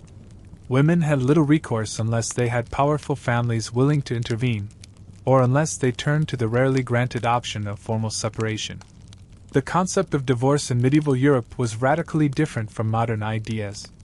The Church viewed marriage as indissoluble once consummated. If a couple had lawfully exchanged vows and shared the marriage bed, their bond could not be undone. There were, however, certain avenues for annulment, a declaration that a marriage had never been valid to begin with. Grounds for annulment included consanguinity, being too closely related by blood, coercion, fraud, impotence, or prior marriage to someone still living. These cases were rare and often required proof, witnesses, and church approval. Among the nobility, annulments were sometimes pursued for political reasons, to break alliances, pursue more advantageous unions, or solve dynastic problems. But for common folk, such relief was nearly impossible to obtain. More accessible, though still rare, was the separation from bed and board, known in Latin as a mensa et thura. This allowed a couple to live apart, usually after proven cruelty, abandonment, or adultery. The Church granted such separations cautiously, fearing they might be misused or interpreted as divorce. Even when granted, the couple was forbidden to remarry. They remained spiritually bound, with only the physical household divided. In these cases, a woman might return to her family, enter a convent, or live quietly in a separate cottage. The husband was often required to provide support, though enforcement of such orders was inconsistent at best. Women who sought separation often faced suspicion or blame. A wife who left her husband might be seen as disruptive or sinful, regardless of the abuse she had suffered. The community might shun her, especially if she took children with her.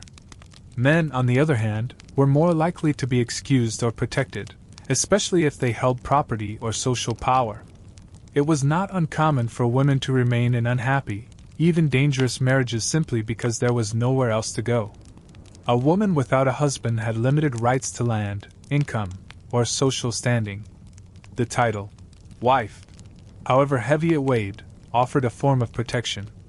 Among the lower classes, informal separations were more common. A man might leave home for seasonal work and never return. A woman might move back to her parents' house after a particularly harsh winter or violent argument. These informal arrangements were rarely acknowledged by the Church but were often tolerated by local communities, especially if both parties made no further attempt to remarry. In some cases, a long-absent spouse was presumed dead, and the remaining partner quietly remarried or formed a new union without official sanction. These situations created legal and spiritual complications, but life, in its daily momentum, often outpaced doctrine. Adultery was one of the most serious threats to a marriage's stability. The Church taught that unfaithfulness fractured not just trust but spiritual unity. For women, adultery carried especially harsh consequences. A woman found guilty of infidelity could be cast out of her home, stripped of her dowry, and branded socially or even physically, with shaved hair, public penance, or forced pilgrimage. Men were also judged, particularly if their affairs were public or led to illegitimate children. Yet enforcement was uneven. A powerful man might escape punishment, while a poor woman bore the full weight of condemnation. Despite these risks, infidelity occurred. Affairs blossomed in the shadows, between neighbors, servants, or traveling traders. Love letters, secret gifts, and whispered promises left behind trails of longing and betrayal. The discovery of such relationships often led to quiet grief or explosive confrontation. Children born from these affairs complicated inheritance and household dynamics. Some were quietly absorbed into the family. Others were sent away, hidden, or abandoned. Still, for many couples, marital conflict did not lead to separation or scandal. Instead, it became part of the marriage itself, a rhythm of friction and forgiveness. Arguments cooled over time. Resentments dulled with age. Shared work, shared hardship, and the passage of years created a kind of resilience. A wife who once resented her husband's authority might come to depend on his steadiness. A husband who scorned his wife's opinions might grow to trust her judgment. The emotional landscape of marriage was vast and varied, marked not just by anger, but by compromise, endurance, and sometimes even affection. There were quiet reconciliations. A husband who drank too much might pledge sobriety. A wife who had threatened to leave might stay for the sake of children. Clergy often intervened, encouraging confession, mutual penance, and spiritual renewal. Marital retreats, pilgrimages, or public acts of reconciliation were used to restore broken unions. In some towns, couples were called to stand together before the altar, hand in hand, and renew their vows under the watchful eye of the community. Marriage, in this way, became both burden and balm. It was a place of tension, but also of transformation. Couples aged into their roles, mellowed by time, softened by loss. A man who once struck with anger might now sit quietly beside his wife at evening prayers. A woman who once wept at her station might now guide daughters-in-law with calm wisdom. The wounds of earlier years did not always heal, but they faded. And in their place grew a kind of mutual understanding, imperfect, but enduring. In the end, the medieval vision of marriage was one of permanence. Once bound, a couple was expected to stay bound, through hardship, temptation, failure, and even silence. Divorce was not an escape. Separation was rarely allowed. But within the structure of that permanence, people carved out their own emotional realities. Some found peace. Others found resignation. Many, quietly and without recognition, found ways to carry on, day by day, year by year, in the complex, tangled, and deeply human world of medieval marriage. Marriage in the medieval world was framed as a lifelong commitment, a bond sealed before God and community, a structure intended to last until death do us part. And so, for many, the end of a marriage came not through conflict or separation, but through the natural closing of a life. Death was a constant companion in the Middle Ages, and widowhood, especially widowhood for women, was a common chapter in the life of marriage. Yet it was not always a tragic one. While grief was real and ever-present, widowhood also offered a unique kind of freedom, a shift in authority and identity, and for some, a rare window of independence that marriage had never allowed. Widowhood was not unusual. With life expectancy hovering around 30 to 40 years, and childbirth posing a constant threat to women's health, many men and women outlived one or more spouses. It was not uncommon for a person to be married 2 or 3 times over the course of their life, with periods of widowhood between each union. Men often remarry quickly, especially if they had young children in need of care or if they required a partner for work or estate management. Women, however, were not always so quick to remarry, and sometimes they did not remarry at all. The experiences of widowhood varied significantly depending on class, age, wealth, and local custom. For noble women, the death of a husband could transform a wife from a passive figure to a powerful one. As long as she remained unmarried, she often retained control over her late husband's estate, or at least a portion of it. These rights, known as dower rights, ensured that she could live off a portion of the land or income generated by her husband's holdings. A noble widow might continue to manage the manor, supervise servants, host guests, and even negotiate with local lords or merchants. While she was still constrained by law and expectation, she no longer answered to a husband. In many ways, she stepped into the very role he had once filled. Among peasants and townsfolk, the dynamic was different but no less significant. A widow might inherit her husband's tools, animals, or small plot of land. She might take over a family trade, brewing, weaving, or running a stall in the market. If she had sons, she often remained at the head of the household until they came of age. In towns, widows could sometimes continue operating a shop or guild-connected business, especially if they had been involved in it during marriage.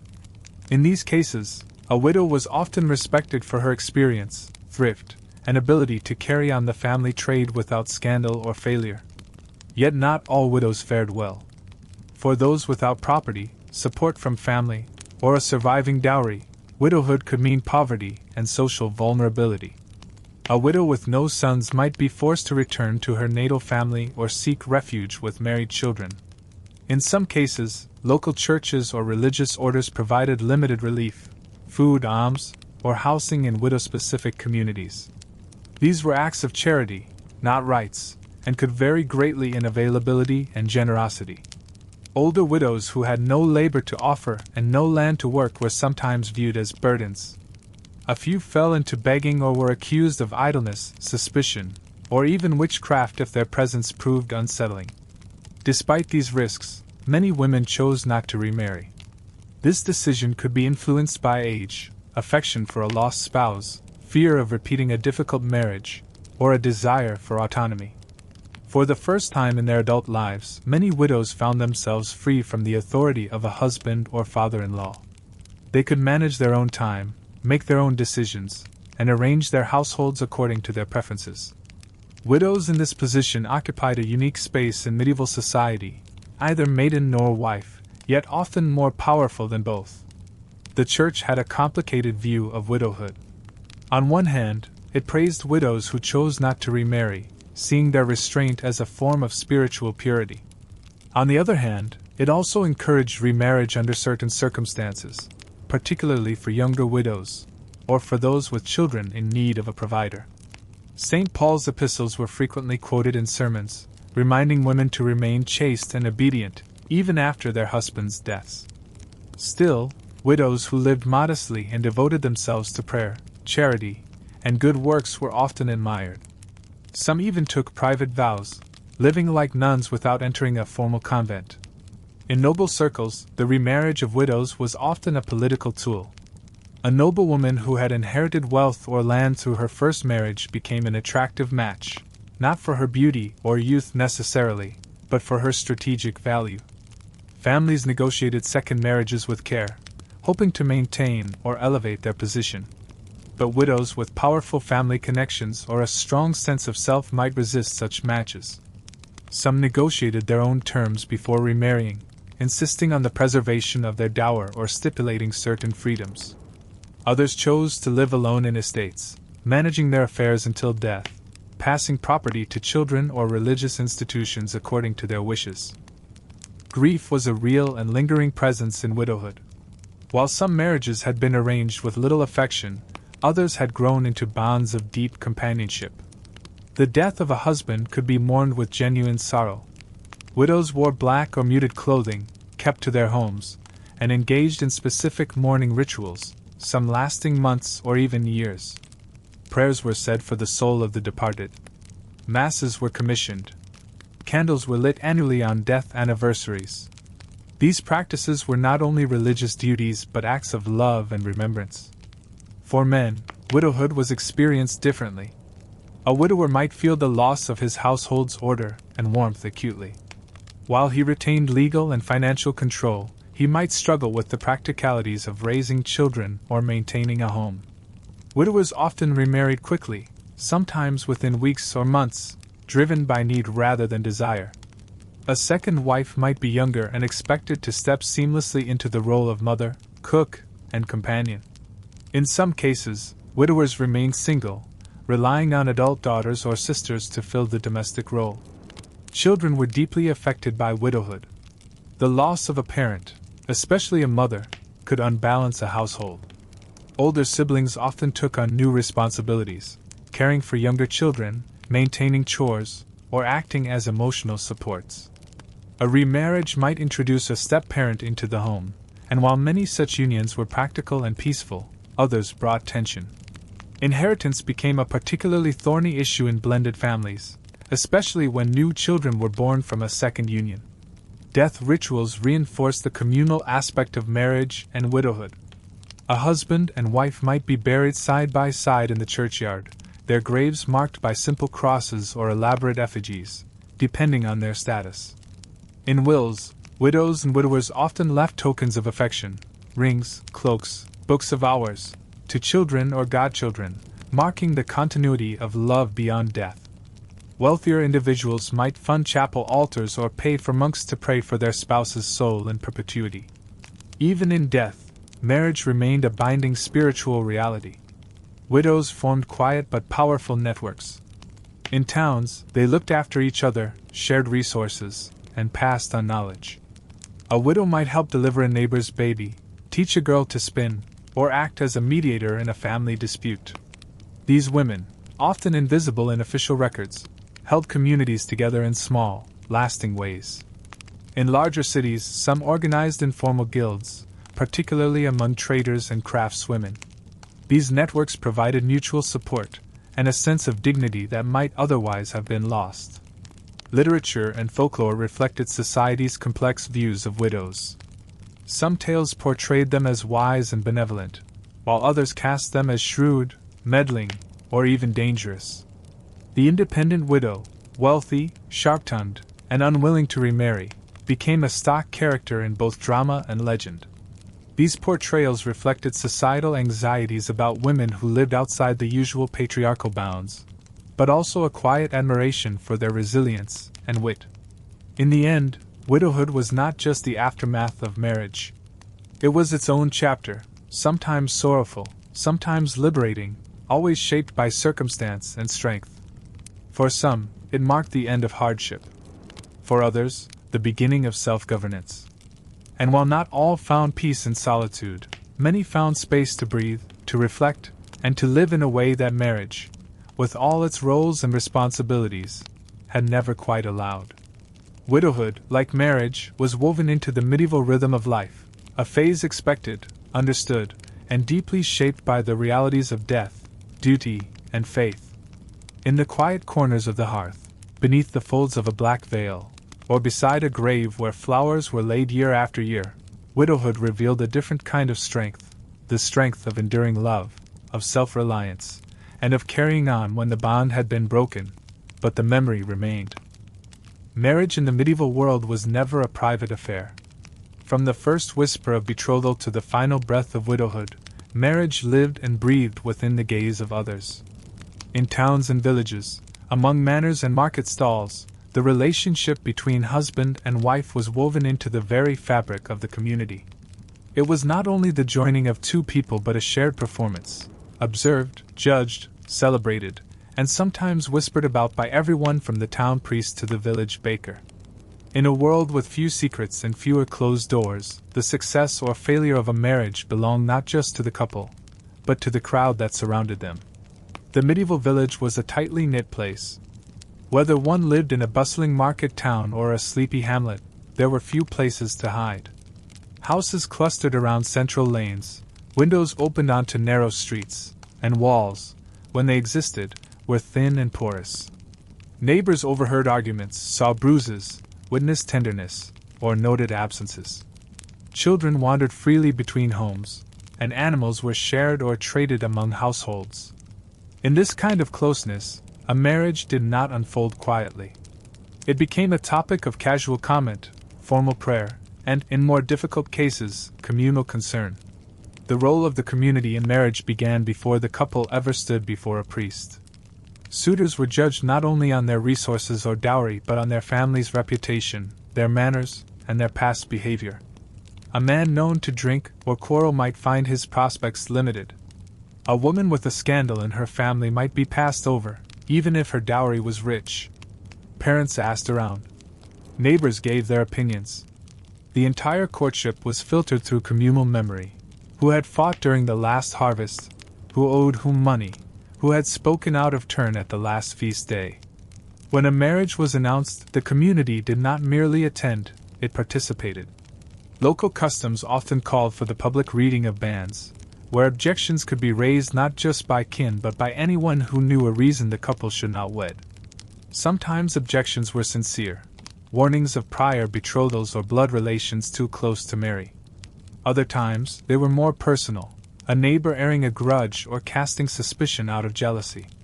Rarely did these objections stop a marriage, but they served to remind the couple that their union was subject to more than private will. Weddings themselves were community events. The entire village might attend, bringing gifts of bread, ale, or herbs. Children danced, elders offered advice, and songs were sung that recalled marriages of the past, both joyful and cautionary. Some regions had humorous rituals, where newlyweds were teased or paraded through the village.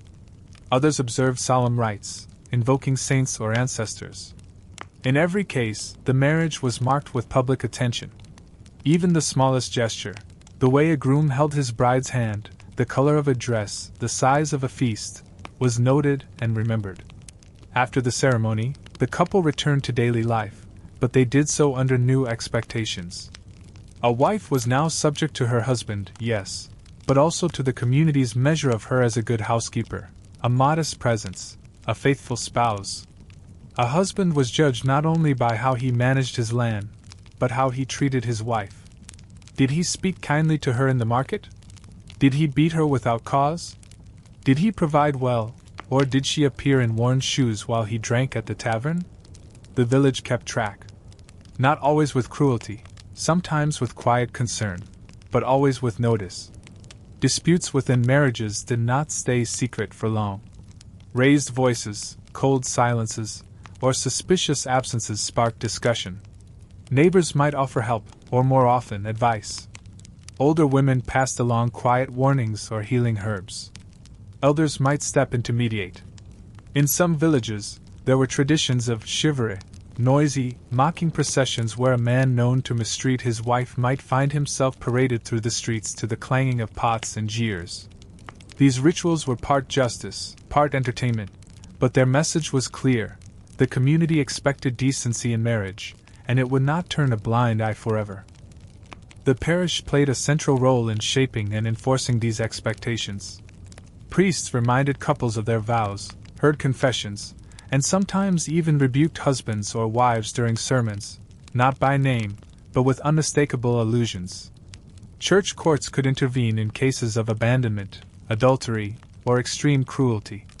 While these interventions were rare and often slow, they represented the broader principle that marriage was not solely the concern of two people, but of God and His earthly representatives. Children, too, were part of the community's view of marriage. A child's manners, cleanliness, or demeanor reflected upon the household. If a boy was unruly, people asked whether the father was too lenient. If a girl looked pale or unkempt, gossip turned to whether her mother had enough to feed her. Illness, learning, and behavior were all read as signs, not always fairly, of the success or failure of the marriage behind closed doors. Festivals and feast days further drew married life into public view. Couples were expected to attend Mass together, to make joint offerings at holy days, to host or participate in gatherings that celebrated the local calendar. A man who came alone, or a woman who kept to herself, raised questions. Was the marriage strained? Was someone ill? Was something being hidden? The community read between lines, interpreted glances, and kept mental ledgers of what they saw, not out of malice always, but because in such a tight social web, everyone's well-being felt bound to everyone else's behavior. Hospitality was another arena in which marriage was displayed. Couples were expected to host visitors, feed the needy, or offer drink to a passing traveler. How they did so, how they divided labor, how they treated one another in the presence of guests, mattered deeply. A woman who hovered over a husband's every word might be seen as controlling.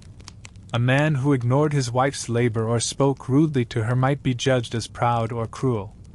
These impressions lingered, shaping reputations for years. Sometimes the attention was supportive. A struggling widow might find neighbors bringing firewood. A sick husband might have his fields tended by other men. But this kindness was conditional.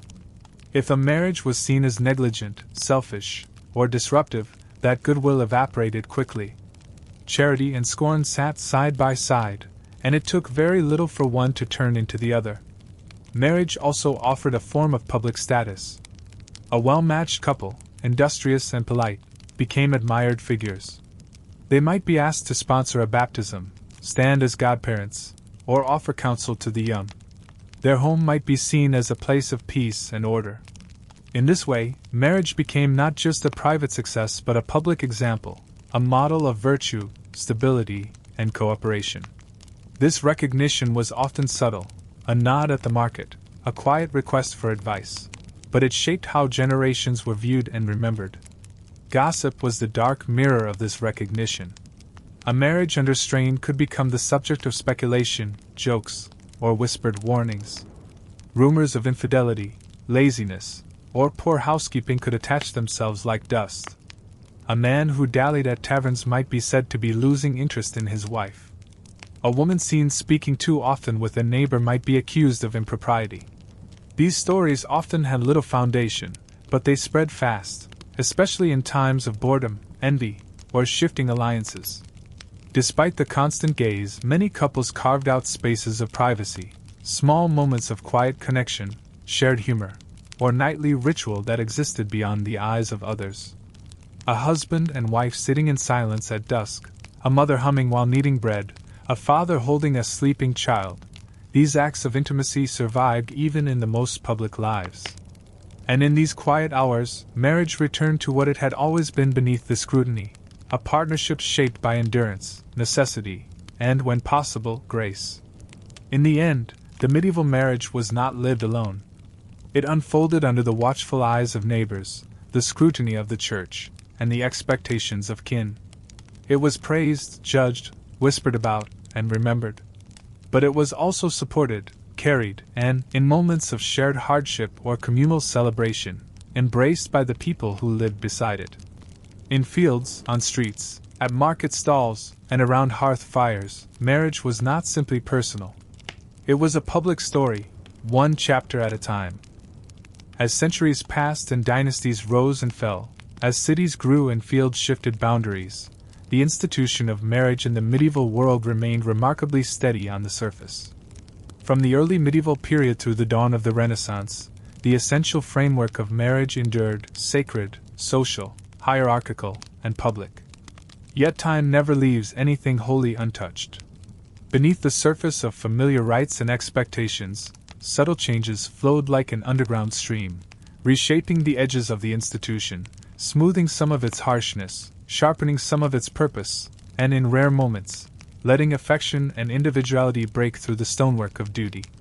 The early Middle Ages, marked by the fall of the Western Roman Empire and the rise of tribal kingdoms, inherited a mix of Roman legal traditions and Germanic customs. Marriage in this period was often informal and local, shaped more by clan consensus than religious ritual. A man might take a wife with no priest present, so long as her family agreed. Dowries were exchanged, oaths were spoken, and cohabitation began, and that was enough. These were practical unions, driven by need, protection, and survival.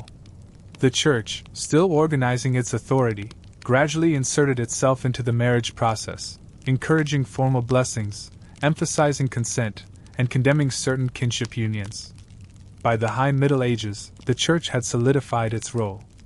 Marriage was now a sacrament, holy, binding, and governed by canon law. Elaborate courtship rituals developed in the nobility, while among peasants and townspeople, banns, witnesses, and priestly blessings became the norm. The Fourth Lateran Council in 1215 declared banns mandatory and emphasized the need for public vows. Clandestine marriages, once tolerated, became suspect. The church courts expanded their reach, adjudicating marital disputes, granting annulments under strict conditions, and maintaining moral oversight. A couple who whispered vows in secret might find themselves summoned before the bishop to prove their marriage existed, or that it did not. In towns and cities, economic changes brought new patterns. The rise of merchant classes, guilds, and urban trades introduced money, mobility, and new expectations into married life. A craftsman's wife might run the shop in his absence. A merchant's widow might manage the books and inventory for years. Women began to appear more frequently in records, not as passive figures, but as business partners, guardians of property, and stewards of households. While the law still favored male authority, the rhythm of daily urban life required cooperation, and many marriages evolved into quiet partnerships of skill and resilience. Rural life changed more slowly. On manors and in villages, customs remained rooted in the land. Feudal obligations, harvest cycles, and communal norms shaped marriage more than church edicts or city laws. Yet even here shifts occurred. Population growth led to earlier and more frequent marriages. Changes in land ownership created pressure to marry within the village, consolidating property and labor. Literacy, though still rare, slowly spread. Parish priests encouraged record keeping, and more couples began to view marriage as not just an obligation, but a life-defining bond, worthy of memory. The Black Death in the mid-14th century reshaped the landscape of marriage in ways no decree ever could. With entire villages emptied and families shattered, demographic collapse led to labor shortages, shifts in power, and, for a brief time, greater freedom of choice. Survivors could command better marriage prospects. Wives with inheritances suddenly held real negotiating power. Husbands without land found themselves more reliant on wives who could bring skill, goods, or social capital. In some regions, the marriage market widened, with unions formed across former class boundaries. Grief softened harsh expectations. In the face of death, the question of who one chose to share life with gained new weight. The late Middle Ages brought further change. Universities, printing presses, and theological reform began to ripple through Europe. Thinkers like Thomas Aquinas wrote about the purpose of marriage in increasingly complex terms. Preachers like Bernardino of Siena delivered sermons that mixed moral instruction with sharp commentary on marriage, fidelity, and gender roles. Marriage manuals circulated, some deeply patriarchal, others surprisingly nuanced. One 15th-century text advised husbands to listen to their wives and take no action. In wrath. Another warned women against idleness and gossip, reinforcing older stereotypes. The tension between ideal and reality, between doctrine and daily life, grew more visible, even as the ceremonies and customs remained largely unchanged. Art and literature offer a window into how marriage was felt, not just regulated. Courtly love poetry often portrayed romantic desire outside of marriage, the unattainable lady, the devoted knight, the secret longing. Yet other works, from domestic poems to household allegories, celebrated the quiet rhythms of married life. A wife sweeping the floor while her husband carves wood, a mother nursing a child as her husband kneels in prayer. In the margins of illuminated manuscripts, married couples appear again and again, not only as allegories of Christ and the Church, but as ordinary people navigating an extraordinary world together. Folk tales and ballads reflected both fears and hopes. The shrewish wife, the cuckolded husband, the devoted widow, the loyal couple facing hardship. These characters offered lessons, warnings, and glimpses of the emotional world behind medieval marriage. Some were comic, others tragic. A ballad might tell of a woman who waited 7 years for her husband to return from war, only to find he'd taken a new bride. Another might celebrate a couple who outwitted a cruel lord and kept their farm. These stories mattered. They filled the spaces between law and sermon, giving shape to feelings not always spoken aloud. Among the purists, little changed over the centuries. Marriage remained a necessity, a means of survival, a structure for raising children, and a shield against the loneliness and risk of life alone. A couple's wedding might consist of little more than a blessing in the parish doorway and a shared loaf of bread. Yet their bond was no less real. They faced the world with calloused hands, stooped backs, and shared burdens. And in their hard-won quiet, in moments of laughter over soup, or the way one covered the other with an extra blanket on a cold night, marriage took root not just in law or custom, but in endurance. In noble households, dynastic concerns continued to dominate. Alliances were forged and broken through marriage contracts. A bride might be sent across the sea at 12 years old, expected to carry her new family's name, bear heirs, and preserve the peace between rival courts. Portraits were painted, letters exchanged, feasts held, but beneath the formality lay personal stories of longing, pride, disappointment, and hope. Some noble marriages became genuine partnerships, especially when shared rule or common goals bound spouses together. Others were marked by separation, infidelity, or outright hostility. Yet even among the highest ranks, the daily pressures of marriage, childbearing, trust, aging, illness, mirrored those of humbler couples, only refracted through more gilded lenses. As the medieval period gave way to the early modern world, marriage laws began to tighten further in some places and loosen in others. In parts of Northern Europe, Protestant reformers would eventually challenge the Catholic sacramental model, placing marriage under civil authority and allowing for divorce in rare cases. But in the medieval centuries, the Church's grip remained firm. And within that structure, countless individual stories played out, not in rebellion, but in quiet adaptation. Perhaps the most remarkable feature of medieval marriage is how much remained unrecorded. For every noble couple with surviving letters, there were thousands of peasants whose lives left no written trace.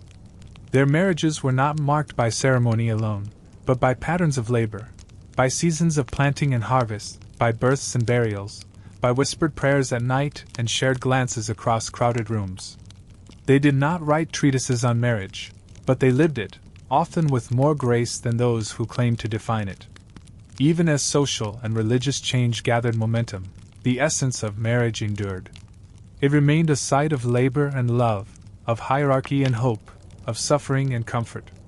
It absorbed the tensions of the age and reflected the deepest values of the people: faith, duty, continuity, and companionship.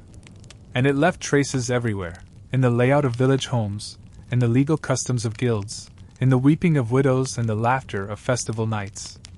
In the quiet closing of the medieval era, marriage stood not as a relic, but as a living structure. It had weathered war, plague, reform, and revolution in thought. It had bound together the poor and the powerful, the pious and the practical.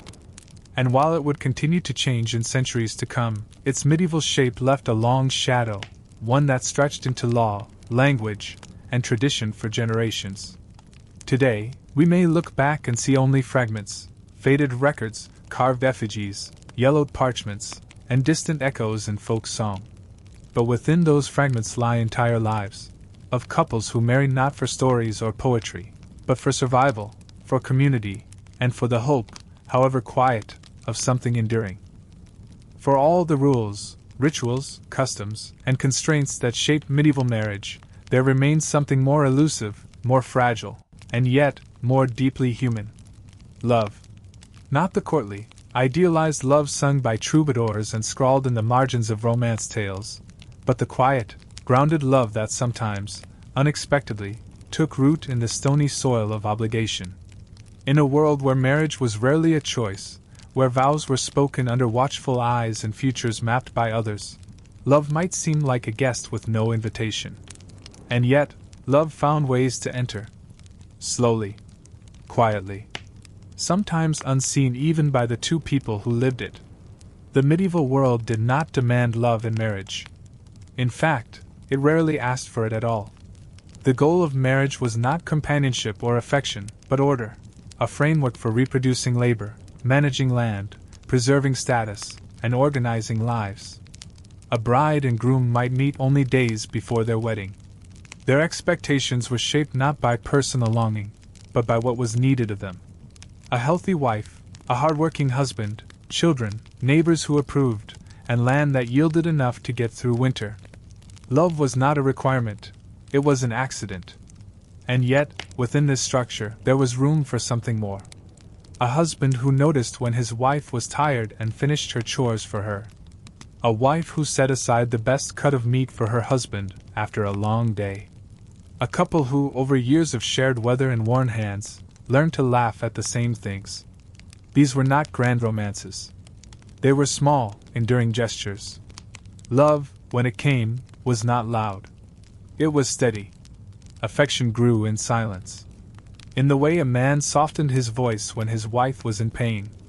In the way a woman reached for her husband's hand when the wind howled too loud through the shutters. They did not have the language for what they felt, no public ceremony to mark when respect became comfort, or when duty began to resemble devotion. But they felt it. In shared prayers, in long looks across fields, in the ache of missing someone who had gone to market and stayed too long. Love was there. It just did not wear the name. There were marriages where love bloomed early. Two young people who found in each other something kind, something gentle, something rare. Maybe they met at a feast, or while tending sheep, or during some errand that brought their paths together. Perhaps their parents agreed to the match without resistance, or perhaps they eloped in the woods with nothing but bread, a blanket, and a whispered vow. Such stories were not common, but they existed. And when they did, they glowed quietly in the memory of villages, retold as rare blessings, evidence that sometimes the heart did find its own way. Other marriages found love late. After years of resentment, or simply distance, something shifted. A moment of vulnerability, perhaps, an illness, a loss, a sudden understanding. A husband who wept openly for a child. A wife who stayed by her husband's side through fever. These moments cracked open what had been sealed by routine. From them, something softer emerged. They began to see each other not as roles, not just provider or homemaker, not just father or mother, but as whole people. Imperfect, tired, flawed, but still deserving of tenderness. In these late blossoms, love was not about passion. It was about mercy. There were also marriages where love remained out of reach, where cruelty, silence, or incompatibility left no space for affection to grow. Some spouses endured each other with bitterness or indifference, retreating into the comfort of children, neighbors, or prayer. Some quietly mourned what might have been, a different match, a kinder partner, a life lived without fear or resentment. And still, they carried on. They shared roofs and meals. They raised children and met expectations. Their stories, too, deserve to be remembered, not as failures, but as examples of endurance in the absence of fulfillment. It is tempting to impose modern ideas of romance onto the past, to look for love letters, grand gestures, and dramatic reunions. But medieval love was quieter. It was carried in everyday acts, a shared cup of ale, a candle lit during labor, a psalm hummed together while husking corn. In these gestures, love was not spoken, but it was understood. And when death came, as it often did, grief revealed what love had gone unspoken.